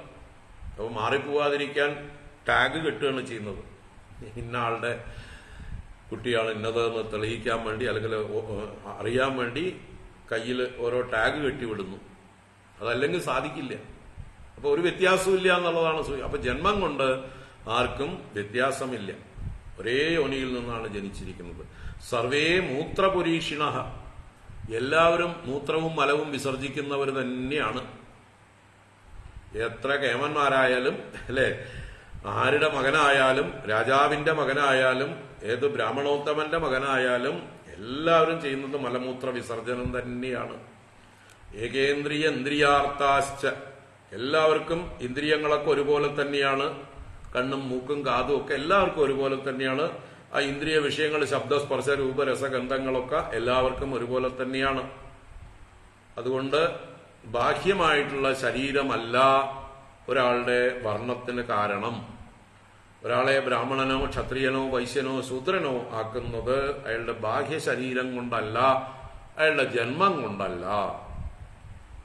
അതാണ് തസ്മാത് ശീലഗുണൈഹി ദ്വിജാഹ. അതുകൊണ്ട് ശീലഗുണങ്ങളെ കൊണ്ടാണ് ദ്വിജന്മാർ. ബ്രാഹ്മണ്യം, ക്ഷത്രിയത്വം, വൈശ്യത്വം മുതലായ ദ്വിജത്വം അവരുടെ സ്വഭാവ ഗുണങ്ങൾ കൊണ്ടാണ് നിശ്ചയിക്കേണ്ടത് എന്ന് മഹാഭാരതം വ്യക്തമായി പറയണം. ഇത് നേരത്തെ ഭീഷ്മർക്ക് പറയാമായിരുന്നില്ലേ? ഈ ശരശയ്യയിൽ കിടന്നുകൊണ്ടാണോ ഇത്രയും നഷ്ടങ്ങൾ ഉണ്ടായിട്ട് 39 ലക്ഷം ആളുകൾ മരിച്ച ശേഷമാണ് ഇത് ഭീഷ്മര് ശരശയ്യയിൽ കിടന്ന് പറയുന്നത്. നേരത്തെ തന്നെ വിതുര മഹാസേനെ രാജാവാക്കിയിരുന്നെങ്കിൽ അയാളുടെ എല്ലാ യോഗ്യതകളും കൊണ്ട് ഉത്തമനായിട്ടുള്ള ക്ഷത്രിയനാണ് ഇദ്ദേഹമാണ് രാജ്യം ഭരിക്കാൻ യോഗ്യൻ എന്ന് അന്നേ ഭീഷ്മര് പറഞ്ഞിരുന്നെങ്കിൽ ഈ പ്രശ്നമൊന്നും ഉണ്ടാവില്ലായിരുന്നു. അപ്പൊ ഇത് ശരശയ്യയിൽ കിടന്നുകൊണ്ട് അവസാനം പശ്ചാത്താപത്തോടെ തനിക്ക് പറ്റിയ അബദ്ധങ്ങളെല്ലാം തിരുത്തിക്കൊണ്ട് അദ്ദേഹം അവസാനം പറഞ്ഞതാണിതെല്ലാം. അപ്പൊ ശീലഗുണങ്ങളെ കൊണ്ടാണ് ദ്വിജന്മാരെന്നുള്ളതായിട്ടുള്ള വ്യവസ്ഥ നിശ്ചയിക്കപ്പെടുന്നത്. ശൂദ്രോപി ശീലസമ്പന്നോ ഗുണവാൻ ബ്രാഹ്മണോ ഭവേത്. ശൂദ്രോപി, ഒരു ശൂദ്രന്റെ മകനായി ജനിച്ച ഒരാൾ എന്നുള്ള അർത്ഥത്തിലാണ് അവിടെ ശൂദ്ര ശബ്ദം. അച്ഛൻ ശൂദ്ര സ്വഭാവമുള്ളവനാണ്, ശൂദ്രകർമ്മം ചെയ്യുന്നവനാണ്, അമ്മയും അതുപോലെ അതേ സംസ്കാരമാണ്. എങ്കിലും ശീലസമ്പന്നനാണെങ്കിൽ, നല്ല ശീലങ്ങൾ കൊണ്ട് സമ്പന്നനാണെങ്കിൽ, സമാധി ഗുണങ്ങളുള്ളവനാണെങ്കിൽ ഗുണവാൻ ബ്രാഹ്മണോ ഭവേത്, ഗുണവാനായ ബ്രാഹ്മണനായി ഭവിക്കുന്നു. അപ്പൊ ശൂദ്രൻ പോലും നല്ല യോഗ്യതകൾ, നല്ല ഗുണങ്ങൾ പ്രകാശിക്കുന്നുണ്ടെങ്കിൽ അവന്റെ സ്വഭാവം കൊണ്ട് അവൻ ബ്രാഹ്മണനാണെന്ന് നിശ്ചയിക്കണം. ബ്രാഹ്മണോ ഭവേത്. ബ്രാഹ്മണോപി ക്രിയാഹീന ശൂദ്രാത് പ്രത്യവരോ ഭവേത്. ബ്രാഹ്മണോപി ക്രിയാഹീന, ബ്രാഹ്മണൻ ആ ബ്രാഹ്മണ ജീവിതം നയിക്കാത്തവൻ, അതാണ് ക്രിയാഹീന. ബ്രാഹ്മണ്യ ജീവിതം എന്താ വെച്ചാൽ വേദാധ്യയനം, അധ്യാപനം, അതുപോലെ യജനം, യാചനം, ദാനം, പ്രതിഗ്രഹം, ഇതാണ് ബ്രാഹ്മണ ജീവിതം. അപ്പൊ ഇത് അല്ലാതെ, ഇതിൽ നിന്ന് വ്യത്യസ്തമായി ജീവിക്കുന്നവനാണ് ക്രിയാഹീനനായിട്ടുള്ള ബ്രാഹ്മണൻ. ആ ബ്രാഹ്മണോപി ക്രിയാഹീന ശൂദ്രാത് പ്രത്യവരോ ഭവേത്. ശൂദ്രനേക്കാൾ പ്രത്യവരൻ, താണവനായിട്ട് ഭവിക്കും. ബ്രാഹ്മണൻ തന്നെ ഒരു ചണ്ടാളന്റെ ജീവിതമാണ് നയിക്കുന്നെങ്കിൽ അവൻ ചണ്ടാളനായി അധപ്പതിച്ചു. നേരെ മറിച്ച് ജന്മം കൊണ്ട് ശൂദ്രനോ ചണ്ടാളനോ ആയിരിക്കുന്നവൻ പോലും അവന്റെ ഗുണങ്ങളെ കൊണ്ട് ഉയർന്ന സംസ്കാരം പ്രകടിപ്പിക്കുകയാണെങ്കിൽ അവൻ ബ്രാഹ്മണനായി പരിഗണിക്കണം. ഇതൊക്കെ പ്രഹ്ലാദ സ്തുതിയിലും നമ്മൾ കണ്ടു അല്ലെ? പ്രഹ്ലാദൻ പറഞ്ഞില്ലേ, 12 ഗുണങ്ങൾ യോജിച്ചിരിക്കുന്ന ബ്രാഹ്മണനാണെങ്കിലും അയാൾ ഈശ്വര ഭക്തിയില്ലാത്ത ജീവിതമാണ് നയിക്കുന്നതെങ്കിൽ അവനേക്കാൾ ശ്രേഷ്ഠനാണ് ഒരു ചണ്ടാളൻ ഈശ്വര ഭക്തിയോടെ തന്റെ സർവസ്വവും ഈശ്വരനിൽ സമർപ്പിച്ച് ജീവിക്കുന്നുവെങ്കിൽ അവനാണ് ശ്രേഷ്ഠൻ എന്നുള്ള ആ പ്രഹ്ലാദ സ്തുതി ഓർമ്മിക്കുക. അപ്പൊ ഇങ്ങനെ ബ്രാഹ്മണൻ ചണ്ടാളനാവാം, ചണ്ടാളൻ ബ്രാഹ്മണനും ആവാം. എന്തുകൊണ്ട്? അവന്റെ ഗുണം കൊണ്ട്, അവന്റെ പ്രവൃത്തികൾ കൊണ്ട്, നല്ല ശീലം കൊണ്ട്, സമാധി സത്വഗുണാദി വൃദ്ധി കൊണ്ട് ആർക്കും ബ്രാഹ്മണനാകാം. അതാണ് മഹാഭാരതം ഇവിടെ പറഞ്ഞു തരുന്നത്. ഗുണവാൻ ബ്രാഹ്മണോ ഭവേത്. വിശ്വാമിത്രന്റെയൊക്കെ ചരിത്രം അതാണ് നമുക്ക് കാണിച്ചു തരുന്നത്. രത്നാകരൻ വാൽമീകിയായത്, അതുപോലെ പരാശരൻ പരാശരനായത് അല്ലെ? പറയുടെ പറച്ചിപെറ്റ മകനാണ് പരാശരൻ. ഇനി മത്സ്യഗന്ധി പ്രസവിച്ച, സത്യവതി പ്രസവിച്ചവനാണ് വ്യാസൻ, അദ്ദേഹം ബ്രാഹ്മണോത്തമനായത്. ഇതെല്ലാം നമ്മുടെ ഇതാണ്. അതുപോലെ തന്നെ നമ്മൾ ഋഷഭചരിതത്തില് ഋഷഭന്റെ 100 പുത്രന്മാർ, നവയോഗികൾ 9 പേര്, 10 പേര് ഭരതനടക്കം ക്ഷത്രിയന്മാര്, 81 പേർ ബ്രാഹ്മണരായി തീർന്നു. പഞ്ചമസ്കന്ധത്തിൽ നമ്മൾ കണ്ടു. ഇനിയും നവമസ്കന്ധത്തില് ധാരാളം സൂര്യവംശത്തിലും ചന്ദ്രവംശത്തിലും രാജവംശങ്ങളാണ്. ആ രാജവംശത്തിൽ നിന്ന് എങ്ങനെ സ്വഭാവം കൊണ്ട് ബ്രാഹ്മണരും ക്ഷത്രിയരും വൈശ്യരും ഒക്കെ ആയിട്ട് മാറുന്നു എന്നതും നമുക്ക് ഇനി നവമസ്കന്ധത്തിൽ ഇഷ്ടം പോലെ കാണാം. ഇതാണ് യഥാർത്ഥ വർണ്ണധർമ്മം തിരിച്ചറിയുക. അപ്പൊ പഞ്ചേന്ദ്രിയ ആർണവം ഘോരം യതി ശൂദ്രോപി തീർണവാൻ തസ്മൈ ദാനം പ്രദാതവ്യം അപ്രമേയം യുധിഷ്ഠിര. അല്ലയോ യുധിഷ്ഠിര, ഘോരമായ പഞ്ചേന്ദ്രിയ അർണവത്തെ ശൂദ്രഹ അഭി യതി തീർണവാൻ, ഒരു ശൂദ്രനാണെങ്കിൽ പോലും ഈ 5 ഇന്ദ്രിയങ്ങളാകുന്ന സമുദ്രത്തെ, അഗാധമായ തരണം ചെയ്യാൻ പ്രയാസമേറിയ ഇന്ദ്രിയങ്ങളെ ജയിച്ചുവെങ്കിൽ, ശൂദ്രനാണെങ്കിലും ഈ ഇന്ദ്രിയങ്ങളെ ജയിച്ചുവെങ്കിൽ തസ്മൈ ദാനം പ്രദാതവ്യം അപ്രമേയം, അവന് അളവില്ലാത്ത ദാനത്തെ ചെയ്യേണ്ടതാണ്. ആർക്കാണ് ദാനം ചെയ്യേണ്ടത്? ബ്രാഹ്മണനാണ് ദാനം ചെയ്യേണ്ടത്. ഇവിടെ ശൂദ്രന് ദാനം ചെയ്യാൻ പറയുന്നു. എങ്ങനെയുള്ള ശൂദ്രന്? ആരാണോ തന്റെ പഞ്ചേന്ദ്രിയങ്ങളെ പൂർണ്ണമായി ജയിച്ചവൻ, ശമദമാദി സമ്പന്നനായിരിക്കുന്ന ശൂദ്രൻ, ജിതേന്ദ്രിയനായിരിക്കുന്ന ശൂദ്രൻ. അതാണ് പഞ്ചേന്ദ്രിയ അർണവം ഘോരം യതി ശൂദ്രോ അപി തീർണവാൻ. തീർണവാൻ എന്ന് പറഞ്ഞാൽ തരണം ചെയ്തവൻ. അപ്പോ പ്രയാസമേറിയതാണ് ഇന്ദ്രിയങ്ങളെ ജയിക്കാൻ. അപ്പൊ ഈ ഇന്ദ്രിയങ്ങളെ ജയിക്കാതെ ആ ഇന്ദ്രിയങ്ങളാകുന്ന സമുദ്രത്തിൽ മുങ്ങിപ്പൊങ്ങിക്കൊണ്ടിരിക്കുന്നവരൊന്നും ഉത്തമ ബ്രാഹ്മണരാവുന്നില്ല. അവരെവിടെ ജനിച്ചാലും, ആരുടെ മകനായാലും. എന്നാൽ ശൂദ്രനായി ശൂദ്രപുത്രനായി ശൂദ്ര സാഹചര്യത്തിൽ വളർന്നു വന്നവനാണെങ്കിലും ഇന്ദ്രിയങ്ങളെ ജയിച്ചവന് ദാനം കൊടുക്കേണ്ടതാണ്. കാരണം അവൻ ഉത്തമ ബ്രാഹ്മണനാണ് എന്നാണ് പറയുന്നത്. തസ്മൈ ദാനം പ്രദാതവ്യം അപ്രമേയം യുധിഷ്ഠിര. അപ്പൊ ഇതിന് സംശയമേ ഇല്ല എന്നർത്ഥം. ഇത്രയും വ്യക്തമായിട്ട് നമ്മുടെ ശാസ്ത്രങ്ങള് വർണ്ണധർമ്മങ്ങളെ വ്യക്തമാക്കിയിട്ടുണ്ട്. ചിന്തിക്കുക, എത്ര ശാസ്ത്രീയമാണിത്. നമുക്ക് അടുത്ത ക്ലാസ്സിൽ കൂടുതൽ ഇതിനെക്കുറിച്ച് ചിന്തിച്ച് ഇനി ആശ്രമധർമ്മങ്ങളിലേക്ക് പ്രവേശിക്കണം. 4 അധ്യായങ്ങൾ 4 ആശ്രമങ്ങളെയാണ് പറയുന്നത്. ബ്രഹ്മചര്യം, ഗാർഹസ്ഥ്യം, സന്യാസം, വാനപ്രസ്ഥം മുതലായിട്ടുള്ള 4 ആശ്രമങ്ങളെ ഇനി 4 അധ്യായങ്ങളെ കൊണ്ട് വർണ്ണിക്കുന്നു. ഇവിടെ നമുക്ക് ഇന്ന് ഒരുപാട് വൈകി സമർപ്പിക്കാം. ഓം ഹരി ഓം. ഇത് ശ്രീമദ്ഭാഗവതേ മഹാപുരാണേ പാരമഹംസ്യാം സംഹിതായാം സപ്തമസ്കന്ധേ ഏകാദശോऽധ്യായഃ. സർവത്ര ഗോവിന്ദനാമ സങ്കീർത്തനം. ഗോവിന്ദ ഗോവിന്ദ. ഓം. കായേന വാചാ മനസേന്ദ്രിയൈർവാ ബുദ്ധ്യാത്മനാ വാ പ്രകൃതേ സ്വഭാവാത് കരോമി യദ്യത് സകലം പരസ്മൈ നാരായണായേതി സമർപ്പയാമി. ഓം ശാന്തി ശാന്തി ശാന്തി. ഹരി ഓം. ശ്രീ ഗുരുഭ്യോ നമഃ. ഹരി ഓം.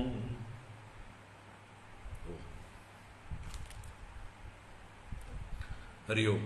അപ്പൊ നാളെ ക്ലാസ് ഉണ്ടാവില്ല, മറ്റന്നാ നോക്കാം. മറ്റന്നാ രാവിലെ. ഹരി ഓം.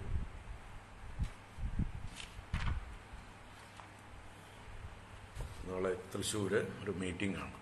ഹരി ഓം. എല്ലാവർക്കും ശുഭരാത്രി. എല്ലാവരും നാളെ കുചേല ദിനമാണ്. കുചേലോപാഖ്യാനം നാരായണീയത്തിലോ ഭാഗവതത്തിലോ ഉള്ളതൊക്കെ വായിക്കുകയും ആസ്വദിക്കുകയും ചെയ്യുക. ഭഗവാനെ അവൽ നിവേദ്യം വെച്ച് പൂജിക്കാവുന്നതാണ്. അത് കഴിഞ്ഞ് 23-ാം തീയതി ഏകാദശി വരുന്നു, ആചരിക്കാം.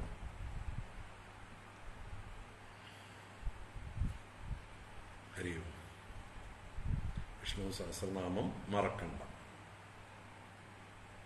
പുതിയ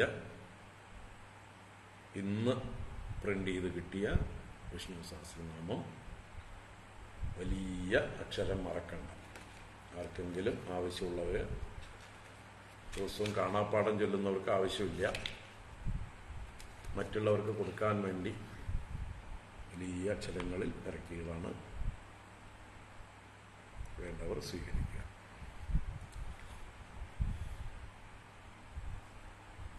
ഹരേ കൃഷ്ണ. ഹരി ഓം. ഇതിനെക്കുറിച്ച് കൂടുതൽ അറിയാൻ മുമ്പൊരു വീഡിയോ ചെയ്തിട്ടുണ്ട്, തൊട്ട് മുമ്പ്, ക്ലാസ്സിന് മുമ്പ്. അത് ശ്രദ്ധിക്കുക എല്ലാവരും. ഹരി ഓം. ശുഭരാത്രി. സുഖനിദ്ര.